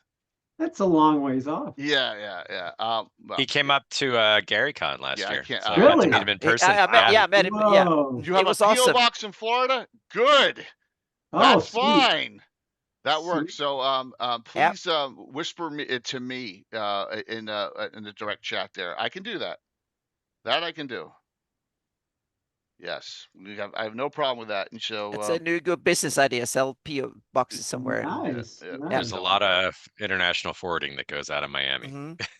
All Yep. right, let's keep this rolling here. Something has to carry it out of Florida. Oh, sure. Yeah. Okay. All right. Well, they have to do something with the boats that go there, so they're carrying things too there. They have to carry things out. I was thinking the same thing. I didn't want to say it out loud. No, but that's the yeah. I just gotta have your Gabriel. Just tell me what Yep. it is. And Yep. all right, Joe, we think you like the Caldana Offensive sometimes. and Relic and Rituals in the OSE. All right, that's part 2 of the 9 series from Carlos. Let's see who has this. The winner is Keith Rogier. Gotcha. I got your address. The 9 was great. I play tested the first scenario, so it was a lot of fun. It's really a great adventure. Absolutely. All right. Beneath the Tower of the Devourer and Knave version of Welcome Rituals. Excuse me. Whew. Yeah, I'm burning out. It's been a Is that long week. Brungel? Brungel, right? It says Brue. Yep, Chris, gotcha. I know I have your address. They're yours. Lastly, all right, that's 4. That's 5. Lastly, I have one $25 gift certificate to Troller Games. Okay, and that'll get out to. All right, so wait a minute. It's Brungel. Enoch. I'm just writing these down because I'm getting old. You know how that is, right? I have no idea what you're talking about. Oh gosh. That's on you. Yeah, it is. Yeah. G6. Got it. Okay.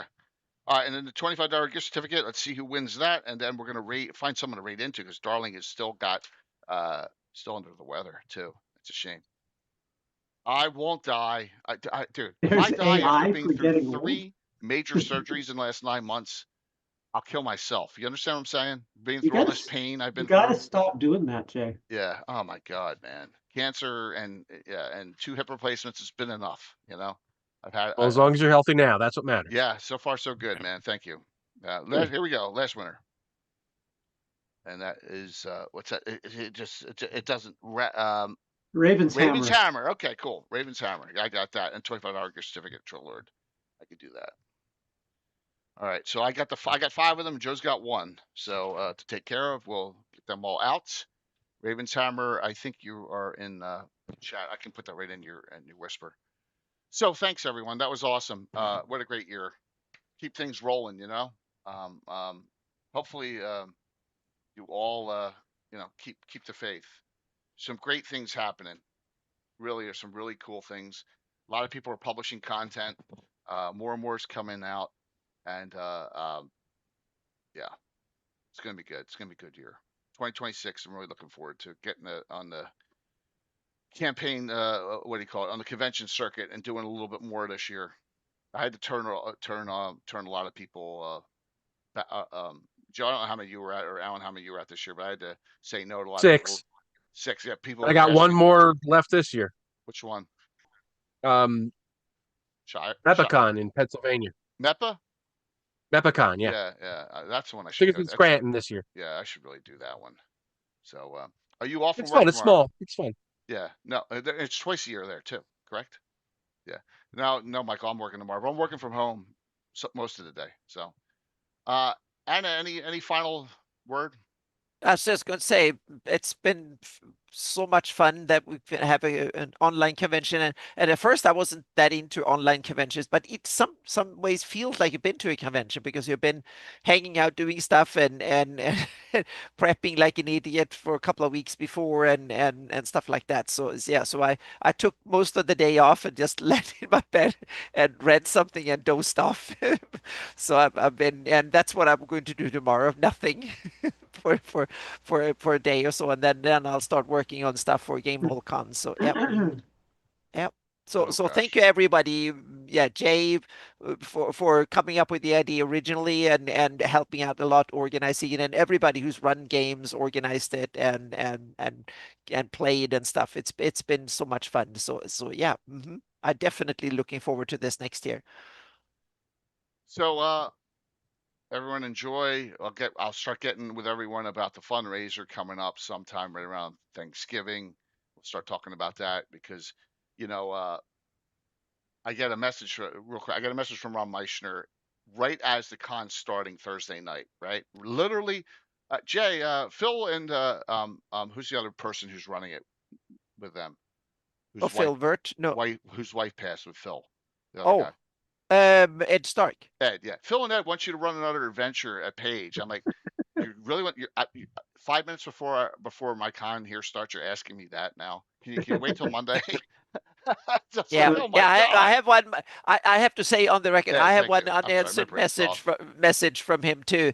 that I need to reply to that Got it. came just before the convention too. So Ron's energy is unstoppable. Yeah, but I'm like, Yep. you're asking. I'm on the wrong con guy. committee, and believe me, I get a lot Yeah. more IMs than Oh you do. yeah. Yeah, oh, yeah, You yeah, must be, you know. But on the other hand, it's positive energy. It's He'll go there. fun stuff. He wants Oh, to yeah, no, he's organize. He amazing. wants to do cool stuff. So yep. Yeah, which is great, but it's just like, Yep. no, not now. Monday, call Yep. me. Yeah. So I'm going to reply. Yeah. All right, so we'll see you all. I'll be on Wednesday and Saturday next week. No Thursday night, but we'll either do the new publication from Sam, or we'll do Earth Journals on Wednesday's Legends and Lore. We'll see you all. Hitting the wrong button probably there. Setting the rate up. Thank you for everyone's participation this year. Oh, yeah, man. And it's like you try and rest today on Sunday, and it just doesn't. You don't rest. You know what I mean? Oh, I rested You know the really feeling? well for a couple hours. You did? Yeah. Oh yes, I did. When you called me last, I was resting really well, and I thought it was the alarm going off. Oh, so I you was like mean that, turning like, the alarm off, Thursday? and all of a sudden, Jay talked in my headset, and I was like, "What the heck?" Oh, that's why you were confused. Yeah, I was like had a siesta, and then was something beeping, and I was like, "Turn it off," and then Jay started talking, and I was like, "Okay." We're gonna raid Marquee Gaming with over 100. Yep. That's awesome. 5, 4, 3, 2, 1. See you soon. Oh my gosh. Yeah. Yeah, he popped over 107. That's good numbers. Yeah. Thanks as always. I had a blast on this one. Yeah. Yeah, it was always good to have you here. Yeah. Oh, these are always fun.